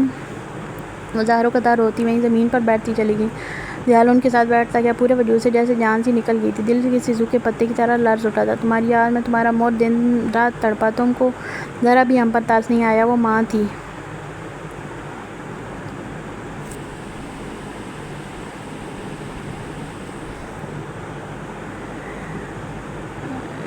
وہ ماں تھی، ان کی تڑپ لفظوں میں بیان کر پانا ناممکن تھا۔ جس بچے کو اپنی کوکھ سے جنم دیا اور وہ یوں اس طرح انہیں چھوڑ جائے، وہ ماں زندہ ہو کر بھی لاش بن جاتی۔ اور فرخندہ بیگم کی یہ پرسنالٹی نہیں تھی جو وہ اب ہو گئی تھی۔ جس عورت نے زریاب، دراب اور زیال جیسے شیر بیٹے پیدا کیے ہوں، وہ عورت خود کیسی ہوگی؟ لیکن یہ ایک بیٹے کی جدائی میں ہوئی کمزور عورت تھی۔ آئی ایم سوری مورے۔ نہیں، ہم معافی مانگ لے گا، تمہارے پیر پڑ جائے گا، ہم کو معاف کر دے، لیکن ہم کو اتنی بڑی سزا مت دو زی۔ وہ اس کے سینے سے لگی پھوٹ پھوٹ کر روتی اس کے برانڈڈ جوتوں کو چھونے لگی تھی کہ یہ دیکھ کہ یہ دیکھ زیال کی پوری جان لرز اٹھی۔ وہ مور کا ہاتھ پکڑتے تڑپ کر ان کو خود میں بھیج کر نہیں نہیں نہیں مور کیا کر رہی ہیں، مجھے اور گناہگار نہ کریں پلیز۔ اپنی ماں کی تڑپ دیکھ اسے اندازہ ہوا تھا کتنا بڑا گناہ اسے سرزد ہو گیا تھا۔ ایک ماں کو اتنا عرصہ اس کی اولاد کی یاد میں تڑپا دیا، کیا خدا اس کو معاف کرے گا اس گناہ کے لیے؟ تم بہت ظالم ہے زی، بہت ظالم ہے تم۔ ان کو یوں تڑپ تڑپ کر روتے دیکھ زریاب کا دل مٹھی میں آ گیا تھا۔ خانم خود منہ پر ہاتھ رکھے بے آواز رو رہی تھیں۔ ان کی رونے کی آواز سنتے باقی سب بھی دھیرے دھیرے حال میں جمع ہونے لگے تھے۔ سارے ملازم دور سے کھڑے اب دیدہ نگاہوں سے دیکھ رہے تھے۔ بلا شبہ یہ منظر قیامت تھا، ہر دل کو لرزا کر رکھ گیا تھا۔ مورے چپ ہو جائیں ورنہ میں واپس چلا جاؤں گا۔ اس کی برداشت بس اتنی سی تھی، اب وہ خود پر ضبط کھو رہا تھا۔ نہیں نہیں اب نہیں روئے گا، لیکن تم جانے کا بات مت کرو۔ وہ تڑپ کر پیچھے ہوتی اپنے آنسو صاف کرنے لگی، لیکن وہ تھے کہ بہنے سے باز ہی نہیں آ رہے تھے۔ وہ پھر سے دونوں ہاتھوں میں چہرہ چھپائے شدت سے روتی۔ خانم زریاب کے کندھے پر سر ٹکائے ان کو دیکھ رہی تھی۔ خان تم چپ رہو نا، مورے کو ہم سے دیکھا نہیں جا رہا، وہ بھیگی لہجے میں بولتی التجا کرنے لگی۔ زریاب کچھ دیر کھڑے دیکھتے رہے تاکہ ان کے دل میں چھپی ہر تکلیف ان آنسوؤں کے ذریعے بہہ جائے۔ پھر انہیں قریب بیٹھے ان کو کندھوں سے تھام لیا۔ مورے تم نے آتے اپنے زی کو اتنا رلا دیا۔ زریاب کی بات پر انہوں نے زیال کی جانب دیکھا، وہ خود سر جھکائے بے آواز رو رہا تھا۔ یہ دیکھ انہوں نے تڑپ کر اسے گود سے لگا لیا۔ مجھے معاف کر دیں، میں نے بہت بڑا گناہ کیا، میں نے آپ کو تکلیف پہنچائی ہے۔ وہ اپنی ماں کے کندھے سے لگا بچوں کی طرح پھوٹ پھوٹ کر رو دیا تھا۔ ان کا چھوٹا بیٹا تھا نا لاڈلا، وہ اسے خود سے لگائے اس کا سر سہلانے لگی۔ چلو معافی شافی، ادھر بیٹھ کر مانگو۔ زریاب کو بولتے زیال پیچھے ہٹا اور خود اپنی ماں کو کندھے سے تھامے اٹھ کر اپنے ساتھ لگائے حال میں رکھے صوفے پر لے آئے۔ سب کے چہروں پر ایک جاندار سی مسکراہٹ بکھر گئی تھی۔ وہ واپس آ گیا تھا جیسے حویلی کی رونق بھی واپس آ گئی تھی۔ زریاب کو فون لگاؤ، بتاؤ اس کو زی آ گیا ہے، زریاب کی خوشی سے بولتے سرینا نے جلدی سے اپنے زریاب چاچو کا نمبر ڈائل کیا۔ اس وقت وہ ڈیوٹی پر تھا، گھر بھی ہفتے بعد آتا تھا، وہ بھی صرف ایک رات کے لیے، اور اگلے دن واپس۔ سرینا کی کال لہروں میں سفر کرتی پولیس تھانے پہنچی تھی۔ وہ ایک بند سیل تھا جس کے چاروں طرف گپ اندھیرا تھا، صرف درمیان میں چھوٹا پیلا بلب جل رہا تھا۔ اسی میں کسی کی دل خراش چیخیں گونج رہی تھیں۔ زمین پر پڑا آدمی بیلٹ لگتے درد سے ایک بار پھر چیخ اٹھا تھا۔ اس کے پورے بدن پر جگہ جگہ بیلٹ لگنے کے باعث خون رسنے لگا تھا، جس سے اس کی حالت قہر ہونے لگی تھی، لیکن مقابل کے اندر جیسے رام نامی عنصر ہی نہیں تھا۔ وہ اندھا دھند اس پر اپنے ہاتھ پر بندھا بیلٹ برساتے اسے ہاتھ مہرہ بنا گیا۔ وہ زمین پر پڑے شخص کے دونوں اطراف اپنے بوٹ سختی سے جمائے کھڑا تھا، پولیس کی سیاہ وردی میں، وہ ہاتھ میں بیلٹ لیے کسی موت کے فرشتے کی طرح اس کے سر پر کھڑا، اپنی قہر بھری نگاہوں سے اسے الگ خوف کی موت مارا تھا۔ وہ دکھنے میں بھی کسی موت سے کم نہیں تھا، رعبدار پرسنالٹی، سلیقے سے جمے بال، چہرے پر ہلکی ہلکی داڑھی، گوڑی چمکتی رنگت، تیکھے نین نقش اور وردی کے باعث سے ہی ظاہر ہوتے اس کے سکس ایپ فولادی ٹھوس بدن، اپنی فٹنس پر ڈیلی گھنٹوں ورک آؤٹ کرنے والا شخص جس کی وردی کے ہاف سلیو سے جھانکتے پھولے ہوئے مسلز ان فولادی آٹھوں کا ایک زناٹے دار تھپڑ سامنے والے کی روح تک ہلا کر رکھ دے۔ آج کے بعد تیری زندگی کا ایک ایک پل دوراب خانہ فندی عذاب بنا کر رکھ دے گا، تجھے پتہ چلے گا تو نے کس بلا کے منہ میں ہاتھ ڈالا ہے۔ اس کے منہ پر خون اشام انداز میں گرلاتے اس کے سر کے بالوں کو مٹھی میں جکڑتے سیل کے ایک کونے میں پھینک دیا اور بیلٹ واپس سے پہن لگا۔ اتنے میں ایک حوالدار آدمی اس کا فون لیے سلوٹ مارتا حاضر ہوا۔ سر آپ کے گھر سے کال ہے، وہ اپنی مخصوص زبان میں بولتا دونوں ہاتھوں میں پکڑا فون نہایت مؤدب انداز میں زریاب کے سامنے کر گیا۔ اس نے ایک ہاتھ بالوں میں مارتے ان کو ٹھیک کیا اور فون پکڑ کر اسکرین پر جگمگاتا نام دیکھا، سرینا، زریاب خانہ فندی کی بڑی بیٹی۔ ہاں بیٹا بولو، لہجے میں پل میں محبت امڑ آئی تھی۔ چاچو زر کو اچھا چاچو جلدی گھر آ جائیں، چاچو آئے ہیں، اس نے چیک کر بتایا، لیکن زریاب کو لگا جیسے اسے سننے میں کوئی غلطی ہوئی ہے۔ کون آیا؟ اس نے بے یقینی سے پوچھا۔ زی چاچو، اس نے اسی طرح خوشی سے بتایا۔ زریاب کا دل یکدم بھاری ہونے لگا تھا، اس کا زی آیا تھا گھر، اس کا چھوٹا بھائی۔ یہ احساس ہی زریاب کی آنکھوں میں نمی لے آیا۔ وہ سب چھوڑے بغیر کھڑی اپنی جیپ کی جانب بھاگا، اور کسی نے اسے یوں دیوانوں کی طرح پہلی بار بھاگتے ہوئے دیکھا تھا۔ وہ جیپ میں بیٹھتے اسے زن سے اڑا لے گیا۔ ابھی یہ زی چاچو ہے نا؟ ریشے بے یقین سے پوچھ رہی تھی۔ زریاب نے اپنی 8 سالہ بیٹی کو خود سے لگا لیا۔ بس میرا بیٹا، یہ تمہارا زی چاچو ہے، جاؤ ہاتھ لگا کر دیکھو۔ وہ بجائے جانے کے وہیں زریاب کے پیچھے کسی کلی کی طرح چھپ گئی۔ یہ دیکھ زریاب کی ہنسی چھوٹی، یہ تو پیدا بھی نہیں ہوئی تھی جب زیال یہاں سے گیا تھا۔ سرینا ابھی بھی 13 سال کی تھی، لیکن عریشہ سے تیز اور ذہین۔ کیسا ہے تم زی؟ خانم نے اپنی آنکھوں کو صاف کرتے مسکرا کر پوچھا۔ زیال نے دھیرے سے سر اسپات ملاتے اپنے کندھے سے لگی اپنی ماں کو دیکھنے لگا۔ تبھی خانم کی نظر بائیں دروازے پر کھڑی جمل پر گئی۔ اسے دیکھ سیماب کو حیرت ہوئی تھی۔ خان وہ کون ہے؟ اس نے زریاب کا بازو ہلاتے باہر کی جانب اشارہ کیا۔ جب زریاب نے اس کے ہاتھ کے تعاقب میں جمل کی طرف دیکھا، اسے دیکھ انہیں ایک دم اپنی غلطی کا احساس ہوا کہ اسے تو وہیں بھول گئے۔ جمل تم ادھر کیوں کھڑا ہے؟ بچے آگے آؤ، تمہارا اپنا گھر ہے۔ انہوں نے پیار سے جمل کو بلایا جو اپنی امی جان کو روتے دیکھ جو اپنے ابی جان کو روتے تھے خود بھی رو رہی تھی، پھر چھوٹے چھوٹے قدم اٹھاتی زریاب کے پاس آ کر کھڑی ہوگی۔ یہ کون ہے خان؟ سیماب خانم نے پھر سے پوچھا۔ تم کو کون لگتی ہے؟ انہوں نے بجائے جواب دینے کے سوال کیا، غور سے جمل کو نیچے سے اوپر تک جانتی نظروں سے دیکھنے کی۔ دیکھنے میں تو بڑے گھر کی لگتی ہے۔ جمل کے شاندار لباس اور پہنے ہویزوں کو دیکھ کسی کو بھی اندازہ ہو سکتا تھا کہ وہ کتنے امیر گھرانے کی لڑکی ہے، لیکن کون ہے خان؟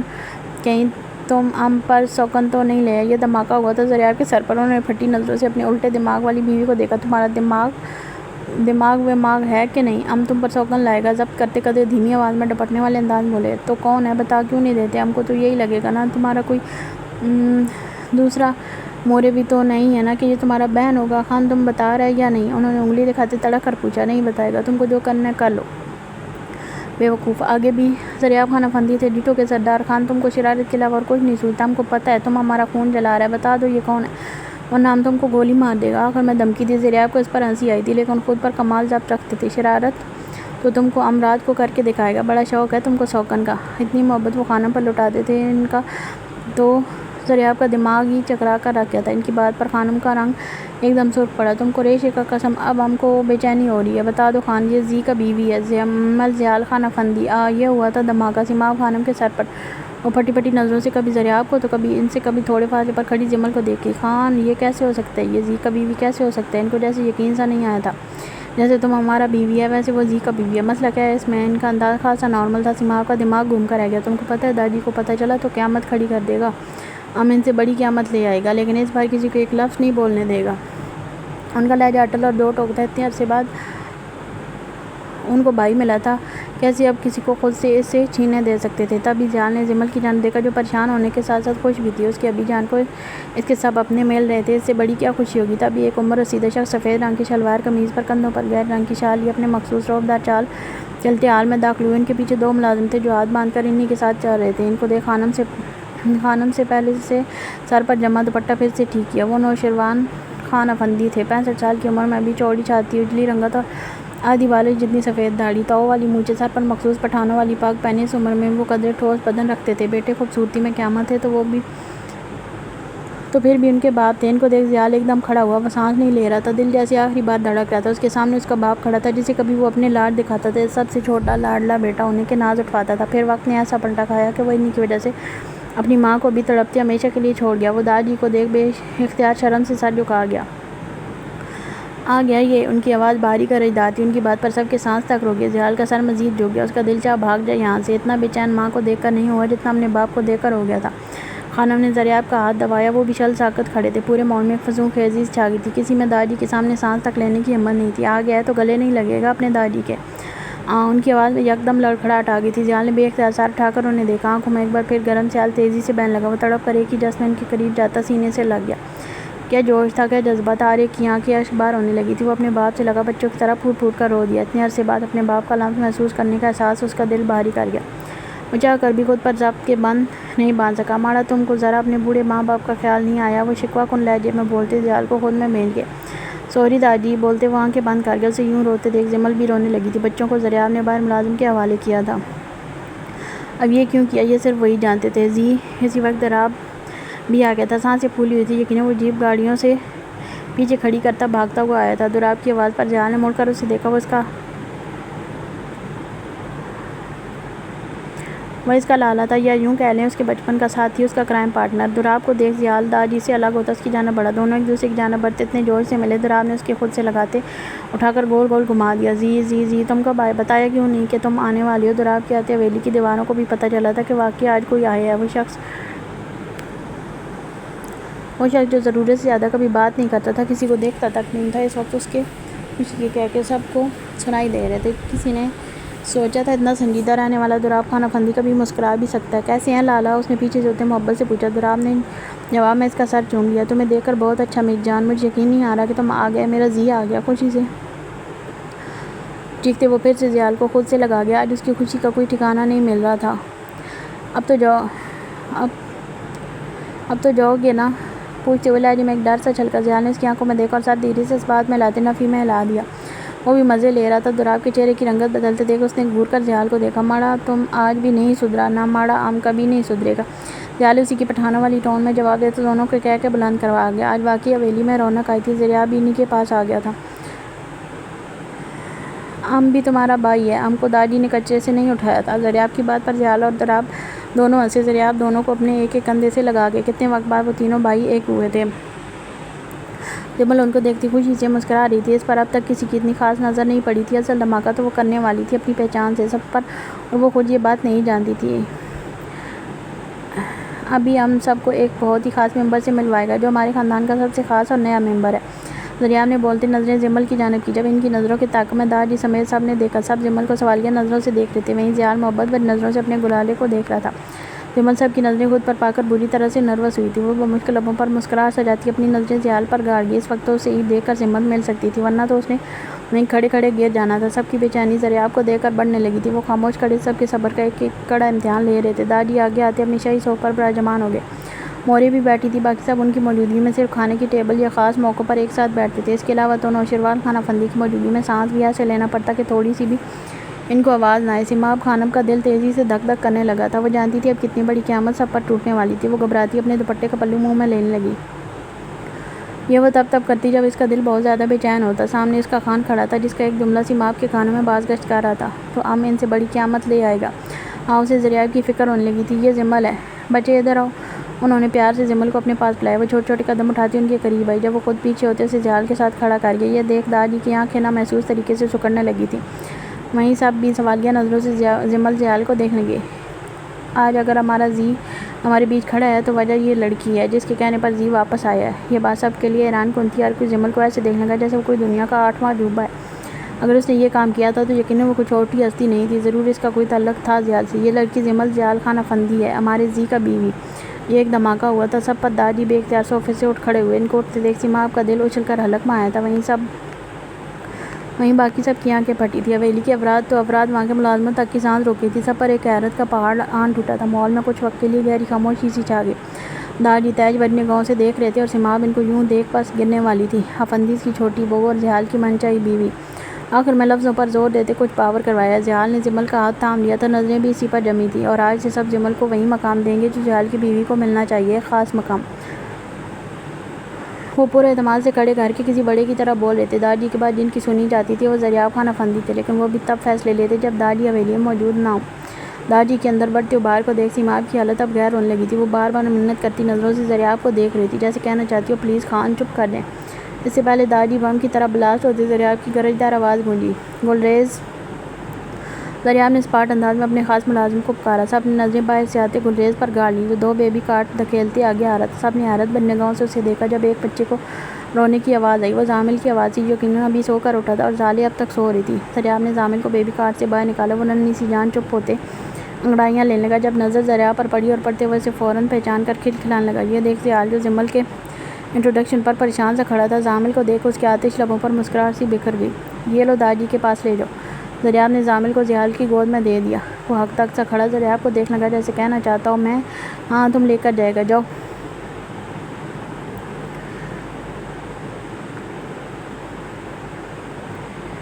انہوں نے اس کی نظریں پڑھتے پیار سے کہتے اسے حوصلہ دیا۔ وہ اپنا نچلا دانتوں سے چباتے سامنے کھڑے داجی کو دیکھنے لگا اور ضریاب کے کندھوں پر ہاتھ رکھتے وہ زامل کو لیے ان کے پاس جانے لگا۔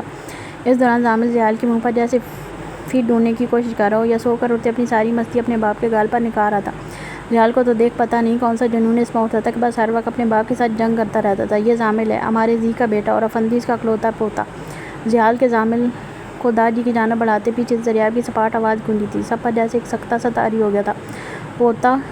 یہ پوتا افندیز کے لیے کیا معنی رکھتا تھا یہ بات سرینا تک جانتی تھی، باقی بڑوں کو تو اچھے سے اندازہ تھا۔ زامل کو دیکھ داجی کی آنکھوں میں جو اشتعال امٹ کر آنے لگا تھا وہ ایک دم سے مٹنے لگا۔ زیال نے زامل کا ننھا سا چہرہ ان کی جانب کر دیا۔ وہ چھوٹی آفت دہ چہرہ دیکھ اپنی بھویں سے کوڑنے لگا، جیسے باپ کی طرح سکین کرنے کی کوشش کر رہا ہو کہ یہ اس کا یاقوت چاچا ہے نہیں، برلاس چاچو ہے نہیں، پامیر چاچو ہے نہیں تو کون ہے؟ پھر نہیں آیا سمجھ، اور اس پر زور ہویا صرف سمجھ نہ آنے پر۔ اس کا ننھا سا دماغ چہروں کو یاد رکھتا تھا۔ پہلی بار وہ صرف ضریاب کے پاس گیا تھا کیونکہ وہ اس کے باپ سے ملتا جلتا تھا، لیکن نوشیروان خان افندی کے چہرے پر داڑھی تھی، تب بھی وہ چھوٹا پاشا دھوکہ کھا گیا۔ نہ تھے تو وہ اس کے باپ کے باپ۔ زامل یہ داجی ہیں، بولو داجی! زیال نے اس کا چہرہ اپنی جانب کرتے پیار سے بولا۔ جب زامل روتے ہوئے بھی داد داد کرنے لگا، اس کے منہ سے صرف داد داد سن کر بھی نوشیروان خان کا سانس تک جیسے رک گیا تھا۔ وہ کیا واقعی ان کا پوتا تھا؟ ان کے پوتے کی خواہش ایسے پوری ہوگی، یہ تو انہوں نے خواب میں بھی نہیں سوچا تھا۔ آج زامل کی بیت ایک کی زبان اتنی بڑی قیامت کو آنے سے روک گئی تھی۔ وہ ننھی سی جان سچ میں انوکھا تھا۔ زمل بچے، دادی اور باقی سب کو سلام کرو۔ ذریعہ نے دادی کے چہرے کے تاثرات بھانپتے زمل کو آگے کیا۔ وہ چھوٹے چھوٹے قدم اٹھاتی ان کے پاس گئی۔ وہیں زیال کھڑا تھا۔ سلام دادی، اس نے نہایت دھیمی آواز میں سلام کیا۔ پہلے تو وہ دیکھتے رہے زیال کو، ان کا زمل کے سر پر ہاتھ نہ رکھنا خون کھولانے لگا تھا۔ وہیں دوسری جانب باقیوں کو بھی جیسے سانپ سا سونگھ گیا تھا، لیکن پھر انہوں نے دھیرے سے ہاتھ زمل کے سر پر رکھ دیا۔ وہ مسکرا کر مورے کے پاس گئی۔ وہ کھڑی نہیں ہو سکتی تھی، اس لیے زمل نے بیٹھ کر ان سے سلام لیا۔ وہ تو زمل کا ماتھا چومتی ڈھیر سارا پیار دینے لگی۔ آخر کو یہ ان کے جی کی بیوی تھی اور ان سے ان کے جی کو ملوانے والی۔ کیسا ہے بچے، بہت پیارا ہے تم۔ انہوں نے زمل کے رخسار پر ہاتھ رکھتے محبت بھرے لہجے اور نم آنکھوں سے تعریف کی۔ زمل اسی میں بلش کرنے لگی تھی۔ تھینک یو مورے، اس نے سب کے منہ سے یہی سنتے خود بھی مورے کہا، جس پر فخندہ کی مسکراہٹ مزید گہری ہو گئی۔ پھر زمل اٹھ کر خانم سے ملی، جو اسے دیکھ بیحد خوش تھی۔ تم سچ میں بہت پیارے، ہمارے جی کا پسند ایسا ویسا تھوڑی ہو سکتا ہے۔ ان سے تعریف وصول کرتی زمل سرینا اور ریش سے ملی، جو اپنی چاچی کو دیکھ اپنی ماں سے زیادہ خوش تھیں۔ چاچی، آپ پہلے والی چاچی سے زیادہ پیاری ہو۔ سرینا کی بات پر زمل کے چہرے کی مسکراہٹ ایک دم غائب ہوئی، جیسے دل جیسے ایک دم رک سا گیا تھا۔ وہ دوراب کی منگیتر کی بات کر رہی ہے، تم اس سے زیادہ پیارا ہے۔ خانم نے اس کے چہرے کے بدلتے تاثرات ایک پیار سے اس کی الجھن دور کی۔ سماب خانم کی بات سن کر جیسے زمل کی جان میں جان آئی تھی۔ زمل ان سے مل کر دوراب سے ملی، جس نے مسکراتے ہوئے زمل کے سر پر ہاتھ رکھا تھا۔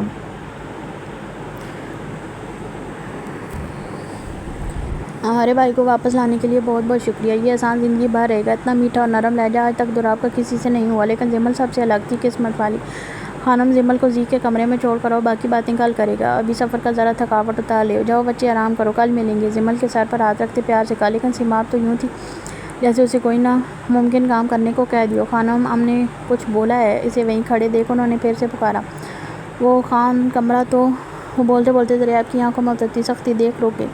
تم کو جو بولا ہے وہ کرو۔ اب کے بعد لہجے میں تھوڑی سختی تھی، جس سے خانم گھبراتی فوراً سے آگے آئی اور زمل کا ہاتھ تھام کر اپنے ساتھ لے گئی۔ ملازمہ سوتی ہوئی زالے کو دریاب کے حکم پر ان کے پیچھے لے گئی۔ حویلی اندر سے باہر کی نسبت مزید شاندار تھی۔ اتنی بڑی کمرے نہ جانے کتنے ہوں گے، لیکن وہ خانم کے پیچھے پیچھے چلتی گئی۔ جب وہ ایک کمرے کے باہر کی، زمل، یہ تمہارے خان کا کمرہ ہے، آج سے تمہارا بھی، اس نے پیار سے زمل کے رخسار پر ہاتھ رکھتے کہا اور دھیرے سے دروازہ کھول دیا۔ چہرے پر تو مسکراہٹ تھی، لیکن دل تیزی سے دھک دھک کر رہا تھا۔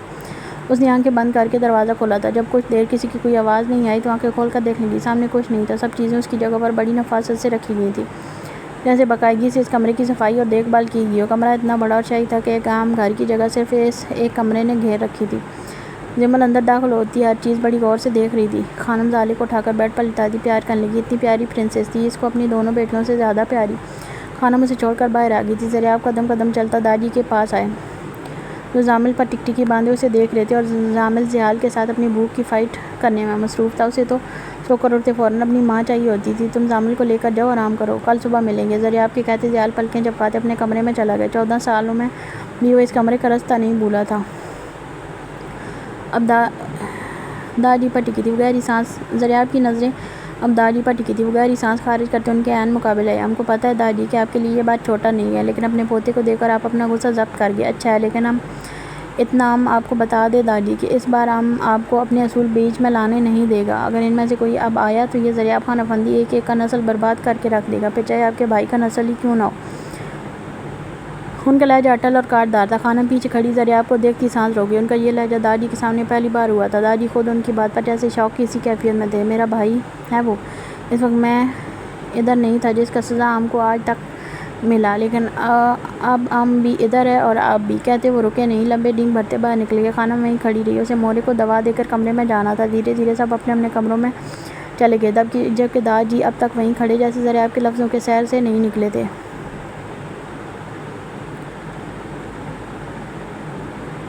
تم بتا کیوں نہیں رہے کومل کی طبیعت اب کیسی ہے؟ بلاس فریش ہوتا پھر سے ہاسپٹل کے لیے نکلنے کا تھا جب میشی نے یکدم تڑک کر پوچھا۔ وہ خاموش میس نہ بنا کچھ بتا ہی نہیں رہا تھا۔ میشی اور آئرہ بے چین سی اس کے انتظار میں بیٹھی تھی۔ ٹھیک ہے، وہ سرسری سے جواب دیتے وہ باہر نکلنے لگا تھا کہ میشی فوراً اس کے آگے آگے، ہم بھی جائیں گے تمہارے ساتھ۔ وہ ایک دم سپاٹ لہجے میں بولی، لیکن میں نہیں لے جا رہا۔ آگے بھی بلاس سینے پر ہاتھ باندھے تن کر کھڑا ہو گیا۔ زیال بھائی کو کال کر دوں گی، پھر تم تو کیا تمہارے جن بھی لے کر جائیں گے۔ میشی کی بات پر پیچھے کھڑی آئرہ کی ہنسی چھوٹی، جیسے وہ گھبرا کر فوراً منہ پر ہاتھ رکھ کے دبا گئی۔ بلاس نے اسے کنکھیوں سے دیکھا تھا، عجیب غنڈہ گردی ہے، وہ صرف یہی کہہ سکا تھا۔ میشی اس کا مطلب سمجھتی خوشی سے اچھلتی آئرہ کا ہاتھ تھامے بلاس کے پہلے باہر نکل گئی۔ بلاس اب کر بھی کیا سکتا تھا؟ اس وقت زیال کے نام پر اس بگڑے بچے سے کچھ بھی کروایا جا سکتا تھا۔ کومل کو ہوش آئے کچھ ہی دیر ہوئی تھی، ماں نے اسے باقی ٹریٹمنٹ بھی دے دیا تھا۔ پامیر وہیں بیٹھا اسے دیکھتا رہا۔ اب تو بیٹھے بیٹھے کمر بھی تختہ بن چکی تھی، لیکن وہ پھر بھی بیٹھا رہا۔ تبھی نرس بیبی کو لیے کمرے میں داخل ہوئی۔ اس کی دھیمی دھیمی سی کلکاری سنتے کومل نے اس جانب دیکھا۔ نرس کے ہاتھوں میں پکڑی اس ننھی سی جان کو دیکھ کر اس کا دل تک جیسے بند سا ہو گیا تھا۔ کومل بے یقینی سے پامیر کو دیکھنے لگی، جس نے سارا اسباب میں ہلاتے اسے یقین دلایا کہ یہ انہی کا بچہ ہے۔ نرس نے بیبی کو کومل کی گود میں دھیرے سے لے دیا، جیسے پکڑتے اس کی آنکھیں بے اختیار خوشی سے چھلک پڑیں۔ وہ اپنی چھوٹی سی سرخ زبان باہر نکالنے سے انگڑائیاں لیتا اپنی ماں کو دیکھنے لگا۔ اسے گود میں لیتے کومل کا دل بھاری ہونے لگا تھا۔ وہ اپنے بچے کو سینے سے لگائے خود میں بھیجتی بے آواز رونے لگی۔ کتنی بڑی نعمت ان کو خدا نے دی تھی۔ پامیر اسے خود سے لگائے گہری سانسیں لینے لگا، جیسے خود کو رونے سے باز رکھ رہا ہو۔ ہمارا بیبی ہے یہ پامیر، ہمارا۔ وہ روتی ہوئی پامیر سے زیادہ جیسے خود کو یقین دلا رہی تھی۔ وہ ہاں میں سر لاتے اسے اپنے سینے سے لگا دیا۔ عجیب سا احساس تھا، خوشی کی انتہا تھی۔ وہ اپنی چھوٹی چھوٹی گول آنکھوں سے اپنے ماں باپ کو دیکھتا رہا، لیکن مجال ہے جو رویا ہو، ورنہ اتنے سے کچھ گھنٹے کے چوزے ٹیں ٹیں سے باز ہی نہیں آتے۔ اس کے کان میں اذان نہیں دی گئی، آپ اذان دے دیں۔ نرس مسکرا کر بولتی باہر چلی گئی۔ رکو میں یعقوب بھائی کو بلاؤں، میں چاہتا ہوں وہ ہمارے بچے کے کان میں اذان دیں۔ کہتے پامیر اٹھ کر باہر گیا۔ عثمان اور یعقوب نماز پڑھ کر ہی آ رہے تھے جب سامنے سے پامیر یہاں وہاں دیکھتا نظر آیا۔ کومل اندر ہے، تم کس کو ڈھونڈ رہے ہو؟ یعقوب نے آتے اس کے کندھے پر دب رسید کرتے اسے خود سے لگایا۔ بہت بہت مبارک ہو میری جان، تم باپ بن گئے۔ گرم جوشی سے اسے خود میں بھیجتے مبارکباد دی۔ پامیر کو تو جیسے خورشید و بالا ہو گئی تھی، اسی طرح عثمان نے بھی اسے گلے لگایا۔ وہ دونوں کو لیے اندر آیا۔ بھائی اس کے کان میں اذان دے دیں۔ پامیر کی بات پر یعقوب دل کی دھڑکن مدھم سی ہوئی۔ یہ اس کے لیے ایک اعزاز تھا کہ اس نے ایک بھائی کے بچوں کے بعد اب دوسرے بھائی کے بچے کے کان میں بھی اذان دی تھی۔ وہ اسے گود میں لیے بیٹھا غور سے دیکھ رہا تھا۔ اتنے پیارے چھوٹے چھوٹے نین نقش تھوڑی تھوڑی پامیر کی ٹو کاپی لگ رہا تھا۔ رنگت بھی سیم اپنے باپ جیسی تھی۔ اسی وقت میشی اور آئرہ بلاس کے ساتھ روم میں آئی۔ ان کے خیال میں کومل بیمار تھی، لیکن اندر کا منظر دیکھ دونوں کی آنکھیں پھٹی، لیکن نظر بیبی پر پڑتے میشی کے منہ سے چیخ لگی۔ وہ ابھی ایسی کہ بیبی ہی یعقوب کی گود میں بدک کر پڑا۔ کیا ہوا؟ آرام سے، یعقوب نے اسے گھوری دیتے مصنوعی سا ڈپٹا۔ او مائی گاڈ، بیبی آ گیا۔ وہ خوشی سے چیختی یعقوب کے پاس گئی۔ اوہ کتنا پیارا ہے یہ۔ وہ ننھی سی جان اس آفت کو دیکھ بھویں سے کوڑنے لگا، جیسے اس کو اپنے آرام میں خلل پسند نہ آیا ہو۔ مبارک ہو آپ کو۔ آئرہ کومل کے گلے ملتی مبارکباد دے کر بیبی کے پاس آئی اور اسے دیکھنے لگی۔ وہ بھی ایک ایک کو بڑی غور سے دیکھ رہا تھا۔ وہ کیا جانے کس فیملی میں اس نے لینڈنگ کر لی تھی، جہاں ایک سے بڑھ کر ایک نمونہ آئٹم تھا۔ وہ لوگ کتنی ہی دیر وہیں بیٹھے رہے۔ جب ماں کو کومل کو ڈسچارج کر کے گھر لے گئی، وہاں سیٹ اپ جال نے پہلے سے کروا رکھا تھا، جس سے کومل کو بہت آسانی ہوئی تھی۔ مجھے یقین نہیں آ رہا بیبی آ بھی گیا۔ میشی اسے گود میں لیے بیٹھی، اب تک صرف یقین ہی کر رہی تھی سلطان کی اولاد افراتفری میں ہی آئے گی۔ عثمان کی بات پر سب کی ہنسی چھوٹی۔ کسی نے غور نہیں کیا کہ پامیر نے اب تک اسے گود میں لے کر جی بھر کر نہیں دیکھا تھا۔ جال کے بغیر اسے یہ خوشی جیسی ادھوری سی لگ رہی تھی۔ خان جی نیوز دیکھیں۔ ملازم بھاگتا ہوا زنانہ خانے میں آیا، جہاں وہ آج خان بیٹھے حقہ پی رہے تھے۔ سارے ملازم اپنے اپنے کاموں میں مگن تھے۔ وہ تو ہم دیکھ لے گا، لیکن تم کیوں اتنا اچھل رہا ہے؟ کوئی جن ون دیکھ گیا کیا؟ ایک دم تڑک کر پوچھا۔ ملازم ہی گڑبڑا گیا۔ نہیں خان جی، وہ آ گیا، اس نے ڈرتے ڈرتے بتایا۔ کون آ گیا؟ بتائے گا؟ اب کے بار انداز میں سختی تھی، ان کو باتیں کھینچنا سخت ناپسند تھی۔ نوشیروال خان افندی کا چھوٹا بیٹا۔ یہ ہوا تھا دھماکہ وہ آج کے سر پر ان کے ہاتھ میں پکڑا حقہ بے اختیار چھوٹ گیا۔ انہیں ایک دم اپنے ارد گرد گھٹن کا احساس ہونے لگا، جیسے کسی نے ان کا گلا پکڑ کر دبا دیا ہو۔ چہرے کی رنگت زرد پڑ گئی۔ کیسے؟ بمشکل اٹک پہنچا۔ وہ تو مر کھپ گیا تھا، وہ کیسے واپس آ سکتا ہے؟ وہ کھڑے ہوتے ایک دم دہاڑے کے سامنے کھڑا ملازم ڈر کر ایک دم سہم سا گیا۔ تمہارا دماغ خراب ہے؟ کہاں سے سن کر آیا یہ خبر؟ غضبناک انداز میں پوچھا وہ۔ خان جی، پورے میڈیا پر یہ خبر چل رہا ہے، وہ آج ہی واپس آیا اور نوشیروال خان نے اس کو قبول بھی کر لیا ہے۔ وہ یہ اس سے بڑا دھماکہ تھا جو آج کے سر پر ہوا تھا۔ وہ بے اختیار واپس اس صوف پر بیٹھ گیا۔ ان کو جیسے سانس لینے میں مشکل درپیش آنے لگی تھی۔ اس کا واپس آنا مطلب ان کی نری کتے کی موت تھی۔ ان کو بی پی ایک دم لو ہونے لگا تھا، ان کی سانسیں اکھڑنے لگی تھی۔ ہاتھ کے اشارے سے اسی ملازم کو انہیلر لانے کا اشارہ کیا، جیسے سمجھتے وہ فوراً بھاگا اور ان کا انہیلر لے کر آیا۔ انہوں نے جلدی سے اپنی اکھڑتی سانسوں کو بحال کیا۔ بندے تیار کرو، ابھی بھی وقت ہے، اس کے دعویٰ بولنے سے پہلے ہمیں اس کو دبوچنا ہے۔ سالہ مجھے لگا تھا کہیں مر کھپ گیا ہوگا، لیکن وہ تو واپس آ گیا۔ لیکن کیسے؟ وہ ایک دم غصے سے دھاڑتے سامنے پڑا، حقہ اٹھا کر سامنے شیشے کی ٹیبل پر مارتے اسے چکنا چور کر گیا۔ ملازم ڈر کر ایک قدم پیچھے ہوا۔ ان کی سانسیں پھر سے اکھڑنے لگی تھی، لیکن ہاتھ میں پکڑا انہیلر ہونٹوں سے لگاتے دو چار پھانکے مارے۔ اس بار گھر سے نہیں، سیدھا دنیا سے اس کو دربدر کروں گا۔ وہ فل سپیڈ میں ڈرائیو کرتا تقریباً دروازہ توڑنے ہی والا تھا کہ اس سے پہلے واچ مین نے جلدی سے گیٹ کھول دیا۔ گاڑی میں بیٹھے شخص نے ایک شیطانی مسکراہٹ اس کی جانب اچھالی تھی، جیسے کہہ رہا ہو یہ بات۔ وہ ہمیشہ ایسے ہی ہنگامی انٹری کرتا تھا کہ پورے گھر کے ملازموں کے ہاتھ پیر پھول جاتے۔ ہر کوئی اس کے قہر سے خوف کھاتا تھا، کیونکہ جو اس سے خوف نہ کھاتا وہ سیدھا جان سے جاتا۔ اسے اپنا خوف پھیلانا پسند تھا۔ وہ چاہتا تھا ہر کوئی اس سے ڈرے، آگے اس کے جھکے۔ وہ خود کو وقت کا فرعون مانتا تھا۔ سیاہ سلوار سوٹ، کندھوں پر گہرے رنگ کی شال، ماتھے پر بکھرے بال، آنکھوں میں گہرا سرما۔ وہ لگتا بھی فرعون ہی تھا، جو اسے دیکھتا اپنا راستہ بدل لیتا۔ اس نے اپنی فراری گھماتے مین گیٹ کے آگے روکی اور آنکھوں پر لگے سیاہ گلاسز اتار کر ٹانگ مار کر دروازہ کھولتے ایک ادا سے اپنی پشاوری چپل زمین پر رکھی اور ایک ہاتھ گاڑی کے دروازے پر رکھتا باہر نکلا۔ ڈانٹتی نظروں سے یہاں وہاں دیکھا اور منہ میں بھرے پان کو پاس رکھ کے اسٹائلش گملے میں تھوک دیا۔ اس کی یہ عادت بن چکی تھی، اب تو شاید وہ پودے بھی اسے بد دعا دینے لگے تھے جنہیں وہ اپنی طرح سے ناپاک کر دیتا تھا۔ وہ گلاسز اپنے قمیض کے بٹنوں میں اٹکاتے اندر جانے ہی لگا تھا کہ نظر اپنے مالی پر پڑی۔ وہ روک پلٹے پودوں کو پانی دے رہا تھا، لیکن رات کے اس وقت اس کے لبوں کو شیطانی مسکراہٹ مزید گہری ہوئی۔ جان گیا تھا کہ وہ شیطان کی نظروں سے بچنے کے لیے یہ سب کر رہا تھا، لیکن اس سے بچ پانا ناممکن تھا۔ او کاکا التراشا، اس نے اپنے مخصوص بری گریدار انداز میں اپنے پاس بلایا۔ وہ بھی جھٹ سے اس کے پاس آیا۔ جی خان جی، آتے مؤدب انداز میں گوئے ہوئے۔ بیٹی نہیں آئی آج؟ تمہاری بھاری آواز زدہ لہجے میں استفسار کرنے لگا۔ کاکا کا رنگ فخر سے اڑ گیا تھا۔ نہیں خان جی، وہ بیمار ہے۔ سر جھکاتے دھیرے سے جھوٹ بولا، پر اس شیطان کا قہقہ بلند ہوا۔ او میڈم ٹھیک کر دے گا نا، کل کو لے کر آنا۔ ایک آنکھ دباتی شیطانی مسکراہٹ اس کی جانب بڑھائی۔ جی میں لے آؤں گا۔ وہ جانتے تھے اب وہ نہ بھی لائے تو بھی یہ شیطان ان کی پاک دامن بیٹی تک پہنچ جائے گا۔ اب اپنا شکل گم کرو، منحوس شکل دے کر اپنا رات مزید تاریک نہیں کرنا چاہتا۔ اسے کسی جانور کی طرح دھتکارتے لمبے ڈینگ بھرتا اندر چلا گیا۔ سامنے وہ آج کو اتنے غضبناک غصے میں دیکھ اس کی گہری آنکھیں پھیل کر سکڑی۔ کیا بات ہے لالا، اتنے لال پیلے کیوں ہو رہے ہو؟ شوق ہوتے پوچھا۔ وہیں صوف پر بیٹھتا غور سے ان کو دیکھنے لگا۔ تمہارا باپ آ گیا؟ اس کے انداز پر واج کا غصہ سوا نیزے پر کو چھونے لگا تھا۔ بلاج کے چہرے سے ہی ہنسی فوراً غائب ہوئی۔ کیا مطلب؟ کون آ گیا؟ بے حد سنجیدگی سے پوچھا۔ ضیال خان افندی۔ اس کا نام سنتے بلاج ایک دم صوفے سے اٹھ کھڑا ہوا۔ پہلے تو اسے حیرت ہوئی تھی، لیکن تب اسے وہ 16 سال کا گڑ گڑاتا ہوا بچہ یاد آیا جسے یاد کرتے اس کے تنے اعصاب ایک دم ڈھیلے پڑے۔ او وہ چوہا، ہا ہا، کیسے بلک بلک کر رو رہا تھا کہ میں جھوٹا نہیں ہوں، میں نے نہیں کیا، ہا ہا۔ اس کے بے ساختہ قہقہ گونجا جب ایک زناٹے دار تھپڑ اس کے گال پر پڑتا اپنی انگلیوں کی چھاپ چھوڑ گیا۔ وہ اقداقسا ان کو دیکھنے لگا۔ وجہ مت بھولو، اس پر الزام لگایا کیوں تھا؟ وہ تباہ تھا، اب کون سا آتش فشاں بن کر لوٹا ہوگا؟ تب اس کی غصیلی نظروں سے سب کو خوف آتا تھا، تو اب سوچو اب کیا بن کر لوٹا ہوگا؟ وہ کتنی مشکل سے اس کے گھر والوں سے جدا کیا تھا، صرف اس لیے کہ ضریاب و دراب سے زیادہ غصے کا وہ چھوٹا تیز تھا، جس کی غصے سے ڈر کر انہوں نے اسے گھر سے در بدر کروا دیا تھا تاکہ آگے جا کر نوشیروان خان افندی سے دشمنی آسانی سے نبھائی جا سکے۔ لیکن وہ تو واپس لوٹ آیا تھا۔ بلاج اپنے گال پر ہاتھ رکھ کے اب تک سن رہا تھا۔ صبح آ جائے گا، ابھی صرف آیا ہے، ایک بار پھر اس کو نوشیروان کی نظروں میں ذلیل کر کے نکالنا ہوگا، اور نکالتے وہیں اس کا کام تمام کر دیں گے تاکہ پھر کبھی کہیں اس کا نام تک نہ سنائی دے۔ وہ ایک نقطے پر نظر ٹکائے گہری سوچ میں جیسے ڈوب سے گئے تھے۔ کمرے میں آتے خادم نے سر سے دوپٹہ اتار کر بیڈ پر اچھال دیا۔ ضریاب اسے ہی دیکھتے اپنا کوٹ اتارنے کی کوشش کرنے لگے تھے، لیکن بیل کے باعث ان کی مدد کی ضرورت تھی۔ لیکن خانم تو ایسے بیٹھی جیسے ہاتھ لگاتے پھٹ پڑے گی۔ تم کیوں لال پیلا ہو رہا ہے؟ غلطی سے رنگ کے ڈبے میں گر کر آیا ہے کیا؟ انہوں نے شوز اتارتے شوق ہوتے اسے چھیڑا جب اس نے غصیلی نظروں سے ضریاب کو دیکھا تھا۔ ہم سے بات کرنے کی ضرورت نہیں ہے۔ وہ کسی بپری شیرنی کی طرح گلاتی اٹھ کر باتھ روم جانے لگی جب پیچھے سے ضریاب کی آواز اس کی سماعت سے ٹکرائی۔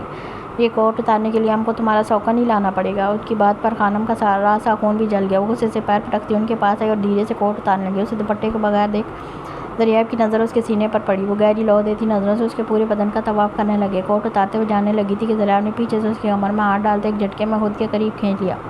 تم کدھر چلا؟ ہمارا جذبات بھڑکا کے اسے دوپٹے کے بغیر دیکھ ضریاب کی آنکھوں میں خماری اترنے لگی تھی۔ اس کے لیے سوکن لے کر آئے ہم اپنا ماتھا خانم کے سر پر ٹکاتے جذبوں سے چور لہجے میں بولے۔ خانم کا غصہ بجائے کم ہونے کے مزید بڑھ گیا۔ وہ ایک جھٹکے میں دور ہوتے سامنے کھڑی ہوئی۔ تم کو تو نہیں، ہم کو ضرور کسی اور کا ضرورت پڑ سکتا ہے، جیسے تمہارے کام ہے۔ اس کی بات سمجھتے ضریاب کی آنکھوں میں ایک دم سرخی اترنے لگی تھی۔ انہوں نے خانم کی کلائی پکڑتے ایک جھٹکے میں اپنی جانب کھینچ لی۔ وہ کسی کٹی پتنگ کی طرح ان کے سینے سے آ لگی تھی۔ تم بھی ہمارے علاوہ کسی کا نہیں ہو سکتا، مت بھولو 16 سال پہلے تم کو اس واج خان سے جیتا تھا اور ہمیشہ کے لیے اپنے نام کیا تھا، اس لیے دوبارہ اگر یہ بات غلطی سے بھی زبان پر آئی تو تمہاری زبان کا ٹکڑے ٹکڑے کر دے گا۔ اس بات پر ان کا انداز اس حد تک غضبناک ہو جائے گا، یہ تو خانم نے خواب میں بھی نہیں سوچا تھا۔ خانم تو بس وہ ڈرتے ڈرتے اپنا جملہ پورا تک نہیں کر پائی کہ آنکھوں میں آنسو جلملانے لگے۔ تبھی ضریاب نے پوری شدت سے اپنے ہونٹ اس کے ہونٹوں پر جما دی۔ شدت اس قدر تھی کہ خانم تڑپ کر ان کا کالر مٹھی میں جکڑ گئی۔ وہ اپنی جنونیت ساری اس کے نازک ہونٹوں پر نکالتے خون تک نکال گئے۔ خانم کی سانسیں تک بند ہو گئی تھیں۔ وہ بنا سانس لینے کا موقع دیے اس کے ہونٹوں کو تقریباً بے دردی سے چباتے پیچھے ہٹے۔ دوبارہ ان لبوں نے یہ گستاخی کیا تو آج یہ حال کیا، اگلی بار پورا ختم کر دوں گا۔ خانم ان کا یہ انداز دیکھ مزید خوفزدہ سی ہوتی ان کے سینے میں چھپ گئی۔ سوری خان، ہمارا وہ مطلب نہیں تھا۔ وہ سسکتی رو پڑی تھی۔ اس کے آنسو تو ضریاب کی سب سے بڑی کمزوری تھی، لیکن اب تو سزا ملے گا۔ ان کی بات پر سیماب خانم نے چہرہ باہر نکال کر ان کو دیکھا۔ وہ مخمور نگاہوں سے اسے اپنا مطلب بآسانی سمجھا گئے تھے۔ خانم کا چہرہ یوں سرخ پڑا تھا جیسے بدن کا سارا خون نچڑ کر چہرے پر آن جمع ہوا۔ خانم کو گولی لگا ہے، اس نے بچنے کا ایک بہانہ بنایا۔ کوئی بات نہیں، اس دفعہ سارا محنت تم کر لینا، ٹھیک ہو کر بدلہ چکتا کر دے گا۔ خان شرم کرو۔ ان کی بات پر سرخ انار سی ہوتی جانے لگی تھی کہ ایک بار پھر ضریاب کی پکڑ میں آ گئے۔ ہم شرم نہیں، شرارت کرے گا۔ اس کے گندے سے فراق کا سرا نیچے ٹلکاتے اپنے دانتوں سے وہاں ایک سوٹ نشان چھوڑتے خانم کی چیز کی بلند کروا گئے. لیکن آج تم نے اچھا نہیں کیا دادی کے سامنے کھڑے ہو کر. ہم کو ڈر تھا کہیں دادی تم کو گولی نہ مار دے. ذریعہ میں اسے ایک جھٹکے سیدھا کرتے بیڈ پر دھکیل لیا اور اپنی شرٹ کے بٹن کھولنے گئے. وہ باپ ہے ہمارا, ہم کو پتہ ہے ان کو کیسے منانا ہے. شرٹ اتار کر دودھ پھینکتے بیلٹ بھی اتار دیا. خان یہ کیا کر رہے ہو, تم کو گولی لگا ہے. وہ پریشان سی ہوتی ایک دم چیخی, گولی سے چھو کر گزرا. یہ بیلٹ تو دادی کو دکھانے کے لیے تھا تاکہ وہ تھوڑے ٹھنڈے رہیں, بولتے خانم اور اپنے بیچ کا پردہ ہٹاتے اوپر کمبل لیتے اس کے نازک سے بدن پر حاوی ہو گئے. خان تم بہت تیز ہے. وہ ان کے پہاڑی وجود میں چپتی شرم سے سرخ ہوتی صرف یہی بول پائی تھی. تو تم کو کیا لگتا ہے سیاست میں عام کنچے کھیلتا ہے. وہ باقی سے اس کے بدن کی رانائیوں کو چھوتے وہ اسے ماں کے لبوں کو اپنے لبوں کی قید میں بھرتے ان کی اپنی تشنگی سے سر کر گیا. وہ نم آنکھوں سے ان کو دیکھنے لگی. تم کو شرم نہیں آتا, 40 سال کا ہو گیا, اب بھی تم کو یہ شرارت سوٹتا ہے. وہ اپنی حیا کی سرخی کم کرنے کی کوشش کرتی تڑک کر بولی, کیونکہ جہاں ذریعہ میں ان کے ہونٹوں پر اپنے نوکیلے دانتوں سے کٹ کیا تھا وہاں سیما کو جلن محسوس ہو رہی تھی. لیکن اسے اب عادت ہو چکی تھی اپنے پٹھان کو برداشت کرنے کی. ہم پٹھان ہیں, ہم 70 سال کا بھی ہو جائے تب بھی شدت ایسا ہی رہتا ہے. وہ خانم کی گردن کو سرخ کرتے اس کی وساخت تسیس کی بلند کروانے لگا. جب وہ ان کو خود سے دور کرتی پیچھے کو سرک گئی. لیکن ہمارے اندر اتنا ہمت نہیں ہے, سو جاؤ. وہ ذریعہ کی شرٹ پہنتی سارا کمبل کھینچ کر اچھے سے لپیٹ کر آنکھیں موند کی. ذریعہ کو عادت ہو چکی تھی اس عورت کے نخرے برداشت کرنے کی. وہ خانم پر رحم کرتے اس کی گردن پر آئے پسینے سے چپ کے بال پیچھے کرتے وہاں شدت سے اپنے لب رکھتے اٹھ کر کوچ پر آ گئے اور سامنے رکھا لیپ ٹاپ اٹھا کر اپنا کام کرنے لگے. اتنے دن سے یہاں کے معاملات نہیں دیکھے تھے. مخالف پارٹی نے ان کے خلاف بہت سے اوچھے ہتھکنڈے استعمال کیے تھے. 15 سالوں سے ان کو کوئی ہرا نہیں سکا تھا کیونکہ ذریعہ خان افندی نے ایسا کوئی موقع ان کو دیا نہیں تھا. لیکن اب وہ جیسے ہی تھوڑے غافل ہوئے مقابل پارٹی میدان میں آگے. لیکن ان کو دیکھ کر بھی ذریعہ کے آتش لبوں پر تمسکرانہ مسکراہٹ آئی تھی. انہوں نے اپنی شدتوں سے تھکی گہری نیند میں سوئی ہوئی خانم کو دیکھا. یہ وہ عورت تھی جس کے ان کی زندگی میں آنے کے بعد ان کا سیاست کا خواب پورا ہوا تھا اور انہوں نے اپنے باپ کی ہاری ہوئی سیٹ پھر سے جیت لی تھی. ان کو سیما خانم سے اس لیے بھی عشق تھا کیونکہ وہ ان کی زندگی میں ان کے خوابوں کی تعبیر بن کر آئی تھی. اب ساری رات یہیں بیٹھنا ہے کیا, چلو سب جا کر سو جاؤ. یعقوب بیبی کو میشی کی گود میں دیکھتا کھڑا ہوتا حکمیہ انداز میں بولا. سب کے سب بیبی کے پیچھے پاگل تھے. وہ زامل زالے کی خوب کمی پوری کر رہا تھا لیکن اب تک وہ اتنا رویا نہیں تھا. شاید وہ خاموش رہنا پسند کرتا تھا. یہ کیوں نہیں رہا, مجھے اس کا رونا سننا ہے. بلال جو کب سے چپ بیٹھا تھا ٹکٹی باندھے اسے دیکھ رہا تھا. آخرکار اپنی الجھن بتا دی. تم لوگ اپنی گود میں, اور دیکھو کیسے روتا ہے. یعقوب کی بات پر بلال نے گھور کر اسے دیکھا. کیوں میری گود میں کانٹے ہیں, تڑک کر پوچھا. بیٹا یہ اسی میرو کا بیٹا جس سے تمہارا ہمیشہ 36 کا آنکڑا رہتا ہے. اب گن گن کر یہ سارے بدلے لے گا تم سے. یہ تو سچ تھا. اس کا ثبوت وہ بلال کی گود میں پہلی بار آتے دے چکا تھا. یعقوب اس وقت زیال کی جگہ تھا جن کی مان کر سب اپنے اپنے کمروں میں چلے گئے تھے. پامیر پہلے کومل کو دھیرے سے اٹھاتے اپنے کمرے میں چھوڑ کر یہاں پھر آ کر اس نے اپنے بیبی کو دیکھا. جب یعقوب کی نظر ساکت کھڑے پامیر پر پڑی اسے تھوڑی دیر لگی تھی اس کی حالت سمجھنے میں. سمجھتے اس نے فون نکالا اور ایک نمبر ڈائل کیا جسے فوراً ہی اٹھا لیا. ہاں یعقوب بولو. زیال کی روندی ہوئی آواز ابھری جیسے وہ بہت رویا ہو. یعقوب ایک دم ٹھٹک گیا. کیا دادی نے آتے کلاس لے لی جو آپ کی آواز ہی بیٹھ گئی. سرسری سے لہجے میں پوچھا. سب نے اس کی جانب دیکھا. نہیں بس ایسے ہی. تم بتاؤ وہاں سب ٹھیک ہے. آپ کے بغیر ہو سکتا ہے ٹھیک. کچھ نظریں پامیر پر کہیں رکے, میں آپ کو ویڈیو کال کرتا ہوں. کہتے اس نے کال کاٹ دی اور ویڈیو کال کرتے پامیر کی جانب کیا. اس کی نظریں جیسے ہی زیال پر پڑی ہونٹوں پر ایک دم کپاٹ طاری ہو گئی. اس کا ضبط ٹوٹ رہا تھا. وہ زیال کی غیر موجودگی کی وجہ سے جتنا اداس تھا اب اتنا ہی بے صبری سے ضبط ٹوٹنے کے قریب تھا. پامیر کیا ہوا, تمہاری طبیعت ٹھیک ہے. وہ بیڈ گراؤنڈ سے ٹیک لگا کر بیٹھا. اسے دیکھ کر ایک دم سیدھا ہو گیا. زامل بار بار اس کی گود میں چڑھنے کی کوشش میں نیچے گر رہا تھا. اسے تو جیسے ایک نیا کھیل مل گیا تھا. پامیر وہیں سوف پر بیٹھتے بے آواز روتے سر جھکا گیا. یعقوب بھی وہیں اس کے ساتھ بیٹھتا ایک بازو اس کے شانوں پر پھیلا گیا. پامیر میری جان بتاؤ تو کیا ہوا ہے. وہ اب ٹھیک ٹھاک پریشان ہوا تھا. آپ بہت زیادہ آ رہے ہیں.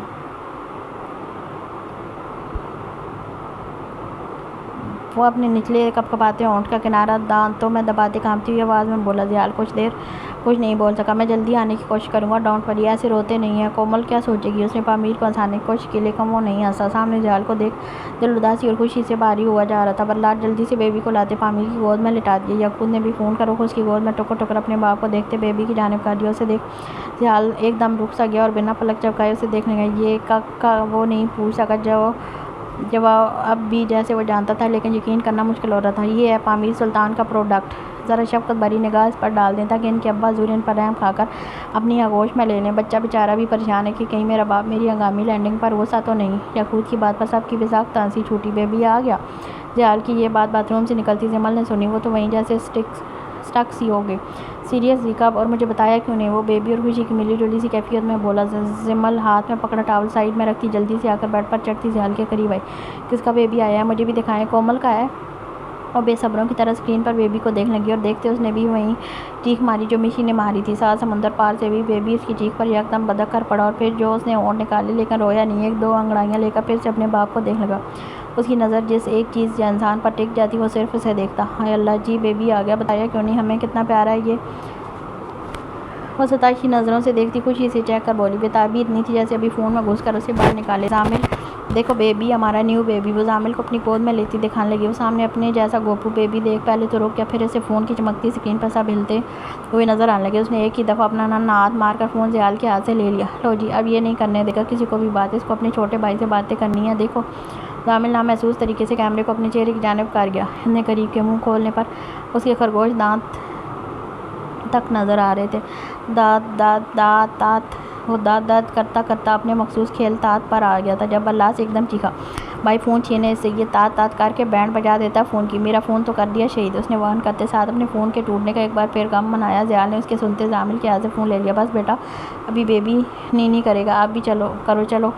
وہ چھوٹا پاشا کہاں کسی کو بخشنے والا تھا۔ زیال کے ہاتھ سے فون لینے پر اس نے جھٹ سے ہونٹ نکال لیا، لیکن اس سے پہلے وہ رو کر زالے کو بھی اٹھاتا زیال نے سر پیٹتے فون واپس اسے دے دیا۔ لو توڑ دو، اچھے سے توڑ دو، دہشت گرد کی اولاد، منہ بسوڑتے تڑک کر بولا۔ زمل ہنستی اپنے بیٹے کے گال چوم کے، کیوں میرا بیٹا جتنے مرضی فون توڑے، آپ کو مس لجا کر اور زیادہ کمائیں۔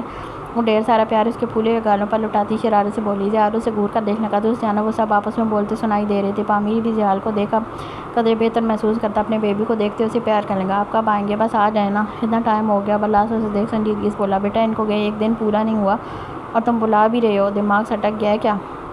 دماغ نہیں دل سٹ گیا، بس آپ آ جائیں۔ وہ یاقوت کی بات اندھونی کا تقلیدی انداز میں بولا۔ دوسری جانب زیال مسکرا دیا، اچھا بابا 2-3 دن تک واپس آ جاؤں گا، اوکے؟ بیبی کا خیال رکھنا بہت سارا۔ ان سب نے 2-4 باتیں اور کال کر کے کال منقطع کر دی۔ اسکرین جیسے ہی بند ہوئی زامل فون کی بیڈ پر ڈرز ڈرز مارتے اسکرین آن کرنے کی کوشش کرتا، لیکن وہ کیا جانے ایسے نہیں ہوتی۔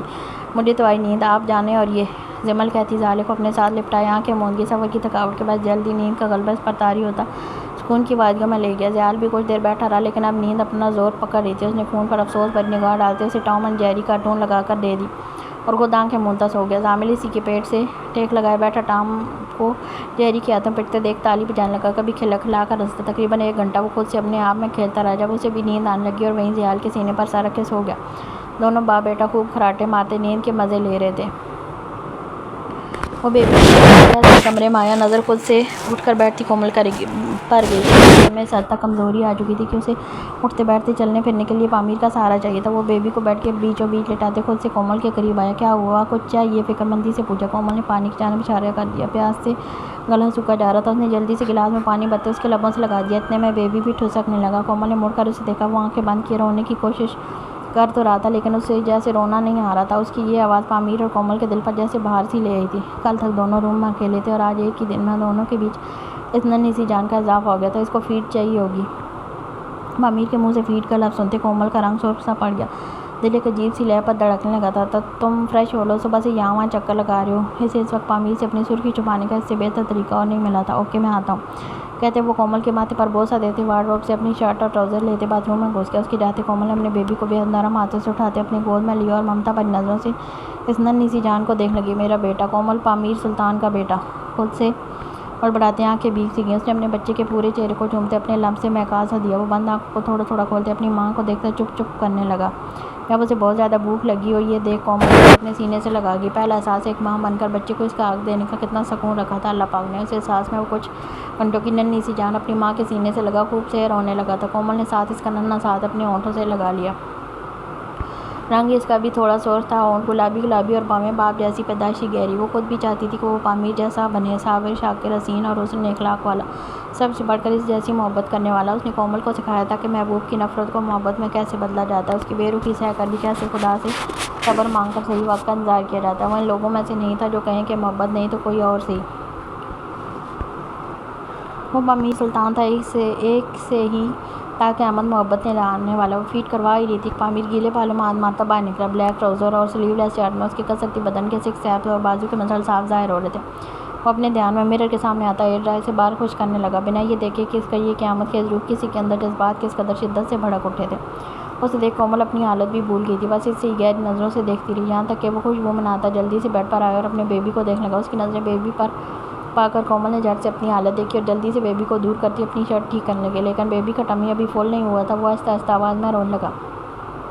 یہ کیا ہے؟ اس کو اچھے سے تو فیڈ کرواؤ، دیکھو میرا بیٹا کیسے رو رہا ہے۔ وہ مصنوعی سا کومل کو ٹپٹتے پیار سے اپنے بیبی کے بالوں کو ایک انگلی سے سلانے لگا۔ کیا دیکھ رہی ہو؟ چلو ابھی اسے خود کو ٹک ٹکی باندھے دیکھتے پا کر ہلکی سی گھرکی دی، جس پر وہ بری طرح سے سٹپٹا گئی۔ نہیں بس ہو گیا اس کا پیٹ فل، کہتے ہوئے اسے سامنے لچاتی ٹیشو سے اس کا منہ صاف کرتی کمبل میں ٹھیک سے لپیٹنے لگی، لیکن اس کا رونا دیکھ پامیر جیسے بے چین سا اٹھ رہا تھا۔ نہیں تم اس کو ایک بار اس کو فیڈ کروا کر دیکھو، آئی تھنک یہ اور بھی فیڈ کرنا چاہتا ہے، تم کرواؤ۔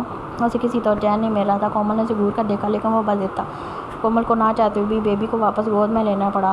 تم تو سو جاؤ، پتہ نہیں آج تو کچھ سے نیند ہی نہیں آ رہی، یقین نہیں آ رہا ہمارا بیبی ہمارے بیچ ہے۔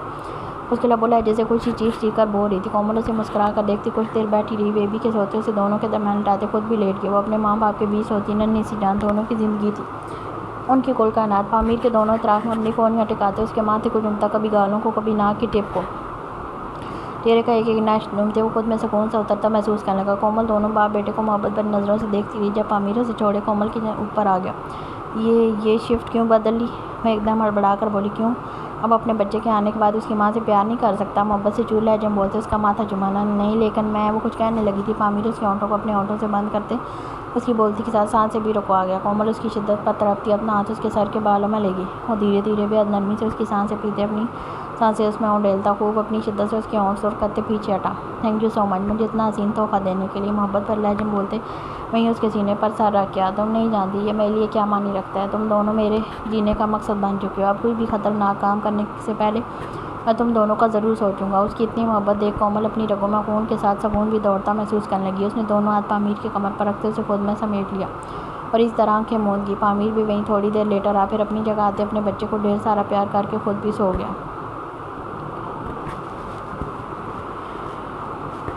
وہ ڈھیلی سی شرٹ اور ٹراؤزر پہنے ابھی اپنی واک کر رہے تھے۔ اس عمر میں بھی صبح نماز کے بعد واک کرنا ان کی زندگی کا شروع دن سے معمول رہا تھا۔ شاید یہی ان کی فٹنس کا راز بھی تھا۔ دو ملازم جو خاص طور پر صرف ان کی دیکھ بھال اور احکامات کو وقت پر پورا کرنے کے لیے تعینات تھے، وہ بھی انہی کے ساتھ پارک میں تھے۔ گارڈز باہر گاڑی کے قریب بندوقیں لیے کھڑے تھے۔ وہ تقریباً 1 گھنٹہ واک کرتے واپس گاڑی میں آ بیٹھے۔ ان کے بیٹھتے ڈرائیور نے گاڑی سٹارٹ کر دی۔ 15 منٹ میں وہ حویلی پہنچ گئے تھے۔ سارے ملازم اپنے کاموں میں مصروف تھے۔ وہ سیدھے اندر آئے۔ سامنے ملازمہ ہاتھ میں ٹاول پکڑے کھڑی تھی، اسی کے ساتھ ایک اور ملازمہ تھی جس کے ہاتھ میں جوس کی ٹرے تھی۔ وہ دونوں داجی کے واپس لوٹتے وہیں کھڑی ہوتی تھی۔ انہوں نے ٹاول سے پسینہ پھولتے جوس کے گلاس لبوں سے لگا لیا، تبھی نظر اوپر سے گھبراتی الجھاتی جمل پر پڑی۔ وہ دونوں بچوں کو اٹھائے یہاں وہاں دیکھتے نیچے آ رہی تھی۔ بچے بھی معمول کے مطابق اپنے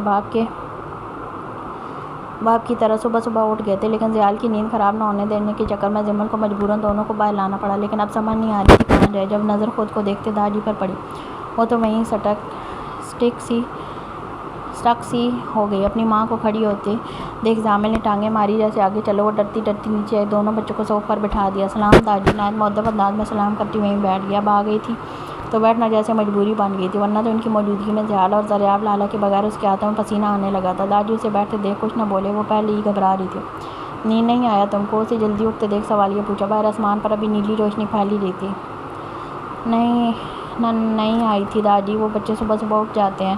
وہ نروس ہوتی جلدی سے بولی۔ جب اس کی بات سنتے اسے لگا جیسے وہ مسکرائے ہیں، لیکن بیٹے کی طرح تیز ظاہر نہیں ہونے دیا۔ زامل اپنی صبح صبح کی مستی شروع کر چکا تھا۔ سامنے داجی تھے، وہ ان کو دیکھ کر اطاعت کرنے لگا۔ جمل نے اسے روکنا چاہا، لیکن وہ ڈھیٹ رکا نہیں۔ داجی اس کی اس حرکت کو بغور دیکھ رہے تھے۔ یہ ایسے کیا کر رہا ہے؟ بالآخر انہوں نے پوچھ ہی لیا تھا۔ وہ داجی یہ اس کا کھیل ہے، خود سے لگا رہتا ہے، اس نے جلدی سے اٹکتے جواب دیا۔ لیکن زامل کو جب مقابل کی جانب سے کوئی رسپانس نہیں ملا تو ہونٹ باہر نکالنے لگا۔ جمل نے سٹپٹا کر اس کے ہونٹ اندر کروائے، لیکن وہ اور بھی منہ پھاڑے زور سے رونے لگا۔ کتنے سالوں اس حویلی میں ایک بچے کی کلکاری گونجی تھی۔ یہ کیوں رو رہا ہے؟ ان کو جیسے زامل کا رونا بے چین کر رہا تھا۔ جمل کو سمجھ نہیں آیا کیسے بتائے کہ آپ بھی اطاعت کریں ورنہ یہ پوری حویلی اپنے چھوٹے سر پر اٹھا لے گا۔ وہ اس کو بھوک لگی ہے، اس نے جلدی سے جھوٹ بولا۔ اچھا تو کیا کھائے گا؟ وہ کھلاؤ۔ وہ مزید زامل میں دلچسپی لینے لگے تھے۔ یہ دماغ کھائے گا؟ جمل زیر لب بڑبڑائی، آواز اتنی دھیمی تھی کہ خود بھی وہ مشکل سنائی دی۔ دماغ کھائے گا؟ وہ سن چکے تھے۔ جمل کی آنکھیں ایک دم پھٹی، کیا اتنے تیز کان تھے ان کے؟ اسے لگا اس کا سر چکرا جائے گا۔ نہیں دراصل اس کو رسپانس چاہیے۔ کیسا رسپانس؟ سنجیدگی سے پوچھا۔ جمل مزید ہچکچانے لگی۔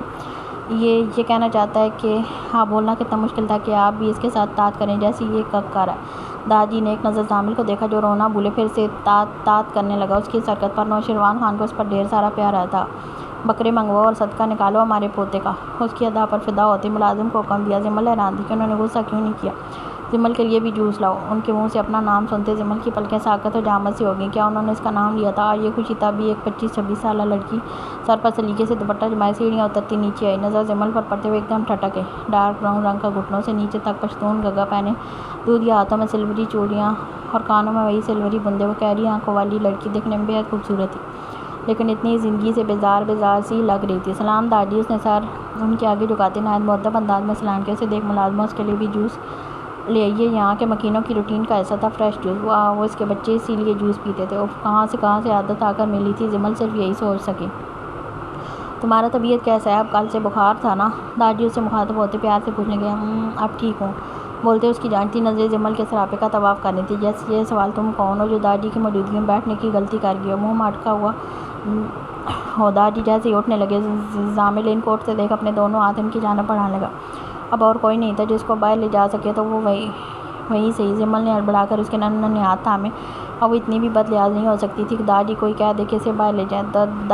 وہ دادی جی کو دیکھ اپنی نہ سمجھ آنے والی زبان بولنے لگا، جس سنتے ہوئے ایک پل کو ٹھہر سے گئے۔ اسی وقت ضریاب اور خانم بھی اٹھ کر آگے۔ سب صبح جلدی اٹھنے کی عادی تھی۔ دادی نے مسکراتے ہوئے آگے بڑھ کر اسے اٹھا لیا، لیکن وہ صرف لے کر کھڑے تھے۔ یہ بات زامل کو ہضم نہیں ہوئی۔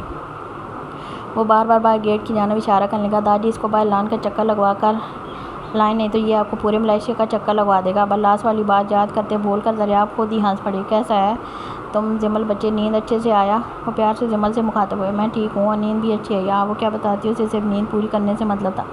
جہاں اس کے ابھی جانو وہاں تو نیند اور اچھی آتی ہے۔ خانم کی نظریں کیری والی آنکھوں اور لڑکی پر ٹکی تھی۔ اور تم زندہ ہے؟ ہم کو لگا فوت ہو گیا ہوگا۔ دادی، تم کو دفنا بھی آ گئے؟ ضریاب کے لہجے میں واضح طنز تھا، جیسے وہ کیری آنکھوں والی لڑکی فوراً بھاگ گئی۔ تبھی اس کی نظروں میں تنفر امڑ آیا۔ ضریاب! دادی کی روبدار آواز گونجی۔ خانم نے فوراً سے ضریاب کے کندھے پر ہاتھ رکھ دیا۔ اچھا نہیں بولتا، لیکن اس کو بولو یہ اپنا شکل صبح نہ دکھایا کرے، ہمارا پورا دن منحوس گزرتا ہے۔ وہ ضریاب تھے بھگو کر جوتا سیدھا منہ پر مارتے تھے۔ بیلا کا چہرہ یوں تھا جیسے اب خون چھلکائے گا۔ خانم ان کو چھوڑ کر ملازموں کو ناشتے کا کہنے چلے گی۔ اس سے پہلے دادی کچھ کہتے زامل پھر سے باہر کی جانب اشارہ کرنے لگا۔ وہ پوتے کی محبت میں اندھے بہرے ہوتے اسے باہر لان میں لے گئے۔ ان کا یہ عمل سب کو حیران کر گیا تھا، لیکن کون جانے وہ پاشا بے کی ننھی سی جان اچھوں کو اپنا دیوانہ بنا جاتا تھا، اور وہ تو تھا بھی افندیس کا اکلوتا پوتا۔ دادی کے جاتے ضریاب وہیں بیٹھ گئے۔ بیلا انہیں کوکڑی نظروں سے دیکھ رہی تھی، لیکن وہ تو اسے ایسے اگنور کرتے جمل سے باتیں کر رہے تھے جیسے وہ وہاں ہے ہی نہیں۔ یہ بات بیلا کا پورا پارا سوا نیزے پر لے گئی تھی۔ یہ کون ہے؟ منہ مٹکا سوال بیلا آخر پوچھ لیا۔ ضریاب نے اسے گردن موڑ کر دیکھا۔ اسی وقت زیال فریش سا سیڑھیوں سے اترتا دکھائی دیا۔ او ہمارا شہزادہ اٹھ گیا، انہوں نے قدرے تیز آواز میں کہا۔ جب ان کی آواز کے تعاقب میں بیلا نے گردن موڑ کر دیکھا، اور دیکھتے ہی جیسے نظریں وہیں سٹک ہو گئیں۔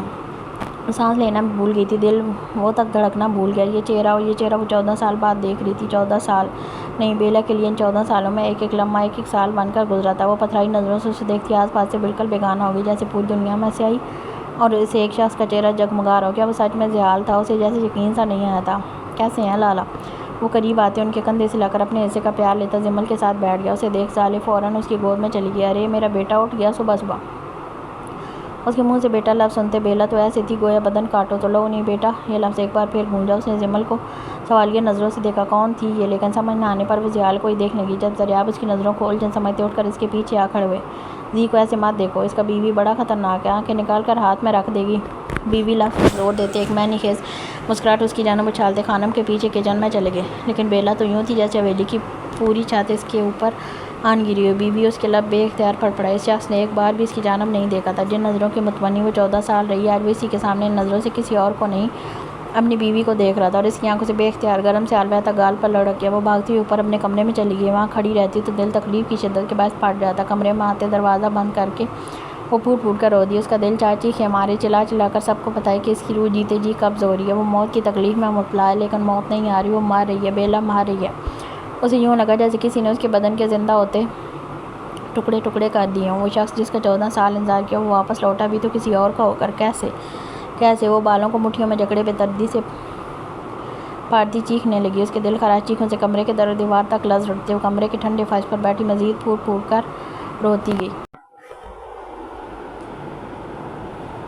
دادی زامل کو خوب گھما کر واپس حویلی لے ان کا اتنا آج تک زامل کو کسی نے نہیں گھمایا ہوگا۔ تبھی وہ دادی کا دوست بنتا ان کے ساتھ کھلکھلانے لگا تھا۔ جب سب نے گردن موڑ کر اندر داخل ہوتے دادی اور ان کی گود میں زامل کو دیکھا، جو بار بار کبھی ان کی داڑھی کو پکڑتا کبھی اپنے باپ کی طرح ان کے گال پر بائٹ کرنے کی کوشش کرتا اور وہ اس کے عمل پر دل کھول کر ہنستے. ان کو ایسے ہنستے دیکھ سب حیران تھے. یہ کوئی پہلی بات تھا کہ ان کی کھلکھلاہٹ حویلی میں گونجی تھی اور وجہ ضامل افندی بنا تھا. بس ہمارا سانس پھول گیا. وہ صوفے پر بیٹھتے گہری سانس لینے لگے. ضامل نے ان کو واک نہیں بلکہ بگایا تھا جیسے اپنے باپ کا بدلہ لیا ہو. اب اس کے ساتھ بیٹھا تالی بجا رہا تھا جس کی آواز کوئی نہیں تھی. لیکن اس وقت نظر اپنے باپ پر پڑی اور پھر بس اس کو اٹھایا جائے.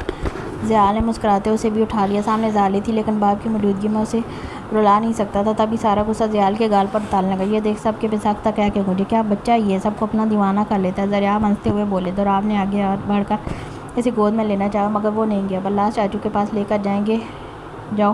آج یہ بولنا تھا کہ ضامل جھٹ سے دوراب کے پاس چلا گیا. وہ بھی آج ڈیوٹی پر نہیں گیا تھا. بہت شرارتی ہو تم. ہاں میرے بھائی کو پیٹ رہے تھے. FIR کر دوں گا. اس چھوٹے دہشت گرد کو دھمکی دیتے اپنی ہنسی دبائی. لیکن وہ ضامل تھا. باپ کا غصہ دوراب پر نکالنے لگا. اسے ڈھس پیٹنے لگا. نو بیٹا بری بات. ضیاء نے تھوڑی گرکی دی لیکن وہ نازک ماں کی اولاد کہاں برداشت کرتا تھا. فوراً منہ پھاڑ کر روتے. دوراب کی گردن میں منہ چھپائے رونے لگا. بابا نے ڈانٹا. کیوں ڈانٹا ہوئے؟ دوراب نے ضامل کو دکھانے کے لیے 1-2 دبجہ سے ضیاء کی پیٹھ پر لگائے. ضامل وہ دیکھ کھلکھلا کر ہنسنے لگا. اوف یہ سچ میں دہشت گرد کی اولاد تھا. سب ناشتے کی ٹیبل پر بیٹھ چکے تھے. جناب خاموشی تھی. ملازم ہاتھ باندھ کر کھڑے تھے. کسی کا کوئی حکم ہو تو فوراً پورا کیا جائے. تبھی پیچھے سے ایک گرجدار آواز گونجی. سب نے مڑ کر دیکھا. سامنے واج خان کھڑا تھا. غضبناک اشتعال بھری نظریں. ضیاء پر گاڑیا سا انداز تھا جیسے ابھی مار دے اور مر جائے. اسے شدید طیش کے عالم میں دیکھ ضریاب اور دوراب نے ضبط سے مٹھی بینچی تھی. مورے آج قدرے بہتر تھی جیسے ان کی دمدار پرسنالٹی تھی. آج وہ ویسی ڈریسنگ کر کے بیٹھی تھی. لیکن سامنے کھڑے واج کو دیکھ ان کو وہ بھیانک وقت یاد آنے لگا جس کے بعد ایک ایک لمحہ وہ اذیت کی موت مری تھی. جمل بھی اس 6 فٹ کے آدمی کو دیکھ ساکت تھی. شلوار قمیض جس کے گلے پر کڑھائی تھی اور کالر بغیر کالر کے گول گلا لمبے بال جن کو پونی میں قید کر رکھا تھا. وہ پیروں میں بھاری برانڈیڈ شوز اور ہاتھوں میں گھڑی کے ساتھ وہ والیوں والے بریسلیٹ. کندھوں پر شال لیے ہوئے وہ کسی گنڈے سے کم نہیں لگ رہا تھا. وہ بیلا کو پکار رہا تھا جو اب تک اوپر کمرے میں بند تھی. اپنے لالا کی آواز سنتے فوراً سے دروازہ کھولتی بھاگتی ہوئی نیچے آئی اور آتے سیدھا واج کے گلے لگتی پھوٹ پھوٹ کر رو دی. اسے یوں روتے دیکھ واج کی ضبط سے مٹھیاں بینچی تھی. اس نے تیش بھر نگاہوں سے کھانا کھاتے ضیاء کو دیکھا جو آس پاس سے بے نیاز تھا. خود بھی ناشتہ کر رہا تھا. ساتھ اپنی ننھی سی جان ضالع کو بھی کروا رہا تھا. وہ اب تک کسی کے پاس نہیں گئی تھی. ریشی اور سرینا نے اسے اٹھانے کی کوشش کی تھی لیکن وہ کلی کی طرح اپنے باپ کی آغوش میں چھپ جاتی. بابا. وہ ہاتھ پر ہاتھ مارتی منہ میں بریڈ کا ٹکڑا لیے بابا بابا کرنے لگی. اس کے بابا سنتے ضیاء کے لبوں پر شریر سی مسکراہٹ بکھر گئی. جمل کبھی پیچھے دیکھتی تو کبھی ضیاء کو کہ وہ کیوں نہیں دیکھ رہا. آخر اس کے گھر کا ایک فرد ایسا رو رہا ہے نہ وہ پوچھ سکی تھی کیونکہ اسے یاد تھا افندیز کھانے کی ٹیبل پر بات نہیں کرتے تھے. بس چپ. آ گیا ہے.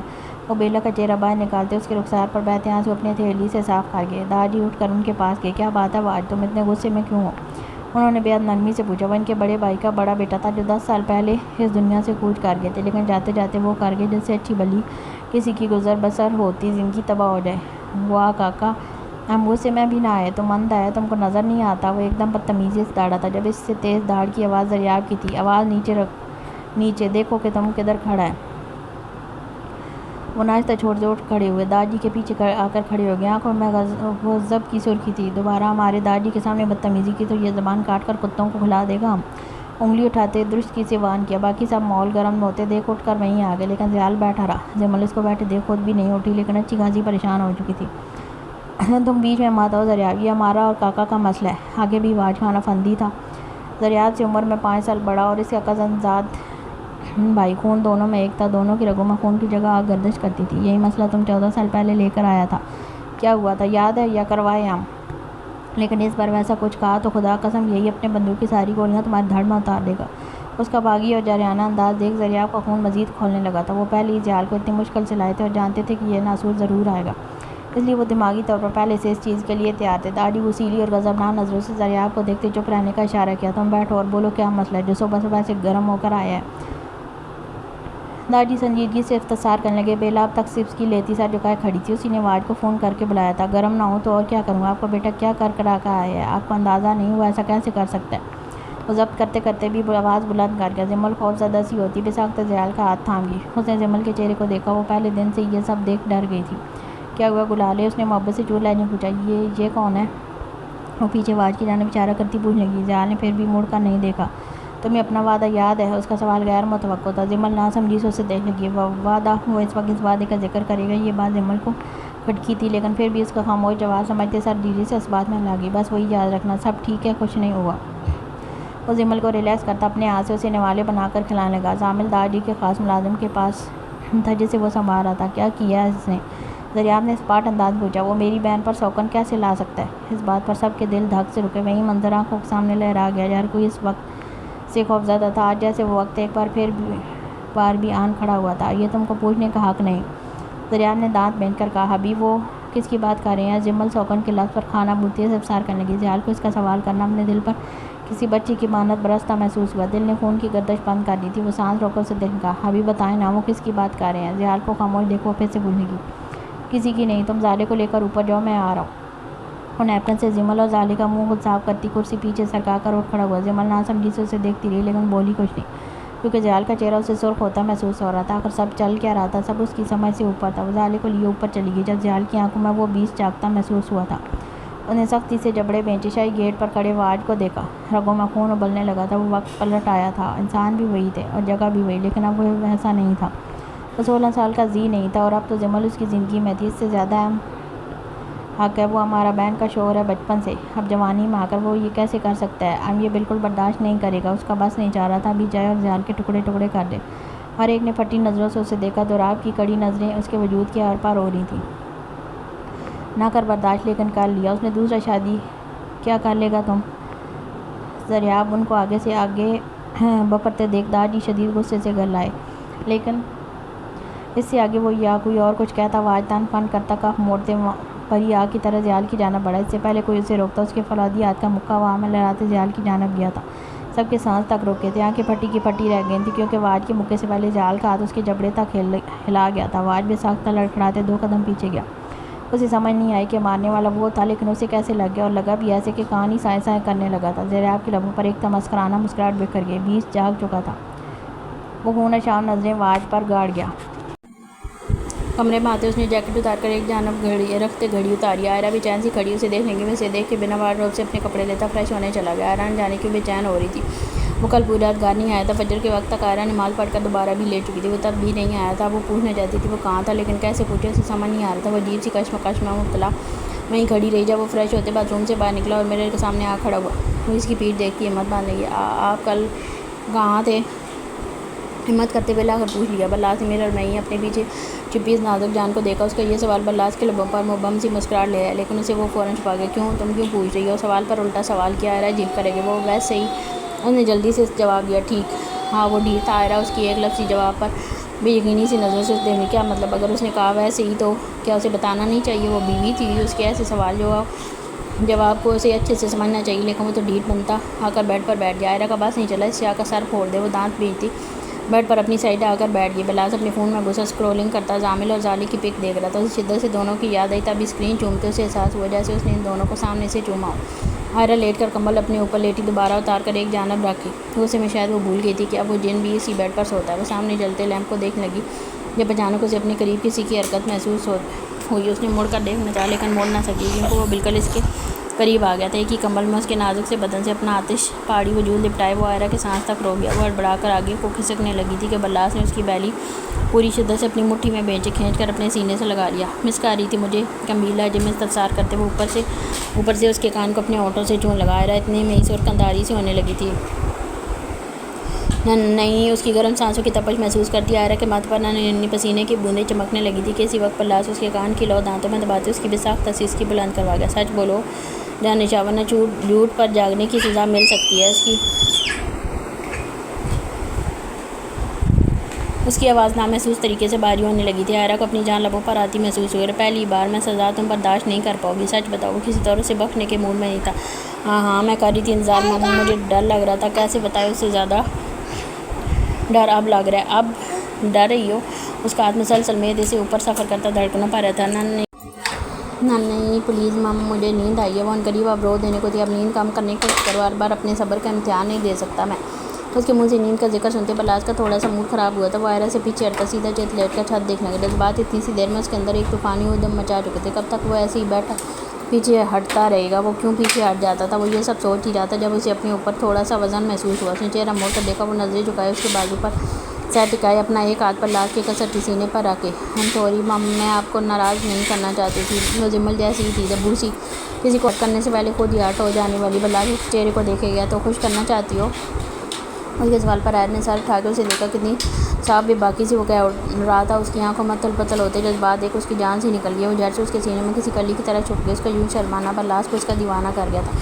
وہ اس کی جانب مڑتے نازک سی کمر کی کوتاہ میں خود میں زور سے بھینچ گیا. میری جان، تم پاگل کرو گی اپنے شاہ کو اپنے پیچھے. وہ شدت سے جور لہجے میں بولتا. اس کے لبوں کو پوری شدت سے اپنے لبوں کی قید میں لیتے اپنے جنون سے سر کر گیا.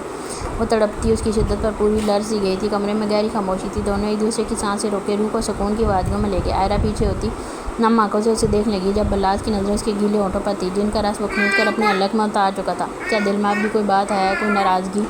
وہ محبت سے پوچھتا. اس کے چہرے پر جھولتی بالوں کی لٹ کو پیچھے کرنے لگا. وہ دھیرے سے سر نفی میں لاتی نظریں چکا گئی. میں چاہتا ہوں ہم اپنی زندگی کی شروعات تب کریں جب دلوں سے ہر طرح کی غلط فہمی اور شکایت دور ہو جائے. وہاں صرف محبت ہو، ہے نا محبت؟ وہ بوجھ لہجے سے پوچھتا. جذبوں کی انتہا پر پہنچ رہا تھا. وہ سر دھیرے سے اس بات میں ہلا گئی. اس کی آنکھ برداشت کو اندر تک سرشار کر گئی تھی. وہ ایک جھٹکے میں سیدھی لٹائے خود اس کے اوپر آ گیا. تو شروعات میں دیری نہیں کرنی چاہیے. آئرہ کو کہاں اندازہ تھا کہ اس کی صرف ایک اس کی جان مشکل میں لے آئے گی. کمرے میں آتے اس نے زیال کا ہاتھ چھوڑ دیا اور خود گہری سانسیں لینے لگی. یہ کیا ہو گیا تھا ان کے ساتھ؟ کیا یہ کوئی مذاق تھا قسمت کا؟ اگر ہاں تو بہت گھٹیا مذاق تھا. وہ دونوں ہاتھ میں چہرہ چھپائے بیڈ پر بیٹھی پھوٹ پھوٹ کر رو دی. کوئی اور عورت اس کی رقیب تھی. اس کے شوہر کا پر اس کا بھی حق تھا. نہیں کیسے، یہ کیسے ہو سکتا ہے؟ یہ سوچ کی جمل کی روح تک جیسے کھینچ سی گئی تھی. اسے تو کسی کی نظر تک زیال پر برداشت نہیں ہوتی تھی. یہاں تو کوئی اس پر پورا حق رکھتی تھی. زیال اسے روتے دیکھ آگے نہیں آیا. آج وہ نہیں بڑھ سکا. اسے چپ کروانے کے لیے اسے خود میں شرمندگی سی محسوس ہونے لگی تھی. پیچھے زالے بیٹھی اپنی ماں کو روتے دیکھ اس کی جانب ہاتھ بڑھانے لگی. زیال اپنے کپاتے ہونٹ کا کنارہ دانتوں میں دباتے خود پر ضبط کرنے لگا. آنکھوں سے خاموش آنسو نکل کر رخسار پر بہہ رہے تھے. وہ اٹھ کر ایک ہی جلد میں زیال کے قریب آئی. وہ کیسے کہہ سکتی ہے کہ آپ اس کے ہیں؟ اس کی پوری جان کانپ رہی تھی. وہ کانپتی اس کے سامنے کھڑی زیال کا کالر مٹھی میں جکڑ گئی. بولیں کیسے کہہ سکتی ہے وہ؟ آپ میرے ہیں نا، آپ صرف میرے ہیں. اس کی آنکھوں سے آنسو کا سیلاب امڑ امڑ کر باہر آ رہا تھا. زیال ساکت سے کھڑا اسے دیکھتا رہا. بولے نا ابھی، آپ صرف میرے ہیں نا؟ وہ دھیمی پڑتی پوچھنے لگی. زیال دھیرے سے سر اس بات میں لا گیا اور سر جھکائے بھی آواز رونے لگا. اسے روتے دیکھ جمل کا دل تڑپ اٹھا تھا. وہ جھوٹ بول رہی ہے. وہ نہیں بول پایا. آگے آواز بری طرح سے کانپنے لگی تھی. مجھے یقین ہے میرے ابھی کسی عورت کے ساتھ غلط نہیں کر سکتے. آپ نہیں کر سکتے ابھی. I trust you. اس کے یہ 3 الفاظ زیال کو زندگی بخش گئے تھے. وہ بے اختیار سر اٹھائے اسے دیکھنے لگا. وہ کبھی مسکراتا تو کبھی روتا. پورا چہرہ آنسوؤں سے بھیگ چکا تھا. اس کی محبت جیت گئی تھی. اب میرے ہیں، بس میرے. وہ پھوٹ پھوٹ کر روتی اس کے سینے سے لگی. زیال تڑپ کر اسے خود میں بھیج گیا. شدت اتنی تھی کہ جمل کی سانسیں تک بند ہو جائیں. میں صرف تمہارا ہوں زیال، صرف جمل کا ہے، صرف جمل فہد کا. اس کی آواز میں شدت تھی، تڑپتی بے پناہ محبت تھی جیسے جمل محسوس کرتی. مزید اس کے سینے میں گھستی ہچکیوں میں رو دی. اس شخص کا بٹوارا وہ مر کر بھی نہیں کر سکتی تھی. اس کی محبت، اس کی شدت، اس کی دیوانگی پر سے جمل فہد کا حق تھا. لیکن دل میں ایک سا گڑ گیا تھا جس سے زیال اسے خود میں بھیج کر وہیں ختم کر گیا. زالے دونوں کو روتے دیکھ خود بھی رونے لگی. زیال نے اسے دیکھا. وہ اپنا ننھا ساتھ اس کی جانب کرتی اپنے پاس بلا رہی تھی. میری زندگی میں مرے کے بعد آنے والی تم اور تمہارے بعد صرف میری بیٹی ہوگی. زالے کو محبت بھری نظروں سے دیکھتے بولا. جمل نے چہرہ موڑ کر زالے کو دیکھا. وہ جیسے بلا رہی تھی. جمل زیال سے پیچھے تھی اس کے پاس گئی اور گود میں اٹھاتی واپس آ کر زیال کے سینے سے لگ گئی. وہ دونوں کو اپنے سینے میں چھپا سا گیا. یہ 2 عورتیں اب اس کی زندگی تھی، اس کی کل کائنات، جن کے لیے زیال کا نفندی مر بھی سکتا تھا اور مار بھی سکتا تھا. زالے یوں اتنی چھوٹی سی اپنے باپ کی گرویدہ نہیں ہو گئی تھی. وہ اسے ابھی سے بیٹیوں والا مان دیتا تھا. اسے پل پل احساس کرواتا تھا کہ اس کا باپ کتنی محبت کرتا ہے اسے. زالے کبھی جمل کو دیکھتی جو اب تک رو رہی تھی، کبھی زیال کو جس کا سر چومتا اسے خود میں بھیج رہا تھا. اس کے دیکھا دیکھی وہ ابھی جمل کے سر پر اپنے ہونٹ رکھ گئی. یہ عمل زیال نے دیکھا تھا. وہ وہیں رک سا گیا. اس نے ایک بار پھر جمل کا سر چوما. اس کی دیکھا دیکھی زالے نے بھی جمل کے سر پر اپنا ننھا سا بوسہ دیا. یہ دیکھ زیال کے لبوں پر گہری مسکراہٹ بکھری تھی. بس میرا بچہ، اور کتنا رونا ہے؟ جمل کو اب تک اپنے سینے میں گھسے روتے دیکھ وہ محبت بھرے لہجے میں بولا. لیکن جمل کچھ بولے بغیر مزید اپنی دونوں بازو اس کی کمر پر باندھی سینے سے اٹھتی کلون کی خوشبو میں گم ہونے لگی تھی. وہ جیسے ڈر رہی تھی کہ اس نے اگر زیال کو چھوڑا تو وہ اس بیلا کے پاس چلا جائے گا جو وہ مر کر بھی ایسا نہیں چاہتی تھی. اب میرے ہیں نا ابھی؟ وہ روندی آواز میں پوچھنے لگی تھی. I am all yours. میں پورا کا پورا تمہارا ہوں. محبت سے جو لہجے میں جواب دیتے جھک کر اس کا ماتھا چوما. وہ کسی بچے کی طرح ایکٹ کر رہی تھی. جیسے بچہ اپنے پسندیدہ کھلونے کو لے کر پوزیسو ہوتا ہے ویسے ہی وہ ہو رہی تھی. اور یہ بات زیال بخوبی نوٹ کر گیا تھا. لیکن اسے حیرت ہوئی. جمل ایک بار پھر شدت سے پھوٹ پھوٹ کر رونے لگی تھی. گلالے کیا ہوا؟ 1 منٹ. اس نے زالے کو پیار کرتے بیڈ پر اٹھایا اور خود جمل کی جانب مڑتا اسے کندھوں سے تھام کر قریب کر گیا. کیا ہوا میری جان؟ رو کیوں رہی ہو؟ وہ کیسے آپ کی بیوی ہو سکتی ہے؟ وہ ہچکیاں لیتی ہے. ٹکر ٹکر وہ مشکل بولی. یہ سب جیسے ایک ڈراؤنا خواب سا تھا جس سے وہ چاہ کر بھی اٹھ نہیں پا رہی تھی. ہاتھ پیر جیسے کسی نے باندھ دیے تھے. اب میرے ہیں ابھی، میں آپ کو نہیں باندھ سکتی. اس کی لہجے اور تڑپ میں واضح ڈر تھا. دیال اسے کھینچتے اس کے لبوں کو اپنے لبوں قید میں لے گئے. کتنی دیر وہ یوں ہی دونوں کی سانس سے روک کے کھڑا. اس کے سارے آنسو جیسے ہونٹوں کے ذریعے پیسا گیا. پیچھے ہوتے جمل کے ہونٹ اس کی تشنگی سے سرخ ہو چکے تھے. تمہیں کیا لگتا ہے میں خود پر تمہارے علاوہ کسی کو اختیار دے سکتا ہوں؟ اس کا چہرہ ہاتھوں کے پیالے میں لیے محبت سے پوچھا. اسے کی لیتے ہوئے اختیار سار نہ ہلا سکی. پھر ڈر کس بات کا؟ مجھے اگر کوئی اختیار دینا ہوتا تو میں یہاں سے جاتا ہی کیوں میری جان. میں نے اسے ہمیشہ گل کی طرح دیکھا تھا اور بہن ہی سمجھا تھا. میرا یقین کرو، میرے احساسات اور جذبات شروع دن سے تمہارے لیے ہیں. یاد ہے میں نے کہا تھا تم میری زندگی کی پہلی اور آخری لڑکی ہو، تم ہی ہو اور کوئی نہیں ہو سکتی. جمل کا دل اس کی باتوں پر ایک بار پھر ایمان لا رہا تھا. وہ بولتا اتنا پیارا تھا کہ سننے والا بس وہ سنتا رہے. وہ بے اختیار سار اس کے سینے پر ٹکاتی آنکھیں موندی. آپ میرے ہیں، بس میرے. وہ آنکھیں بند کیے بس اسی کی گردان رٹتی گئی. جال کو اس کا اس قدر پوزیسو ہونا دل کو سکون بخشتا تھا، لیکن وہیں اس کے آنسو اسے تکلیف بھی دے رہے تھے. اس سے نہیں ہوتے تھے اس کے آنسو برداشت. وہ فیصلہ کر چکا تھا وہ نام کا رشتہ آج ہی ختم کر دے گا. وہ مزید اپنی گلالے کو اس تکلیف میں نہیں دیکھ سکتا تھا.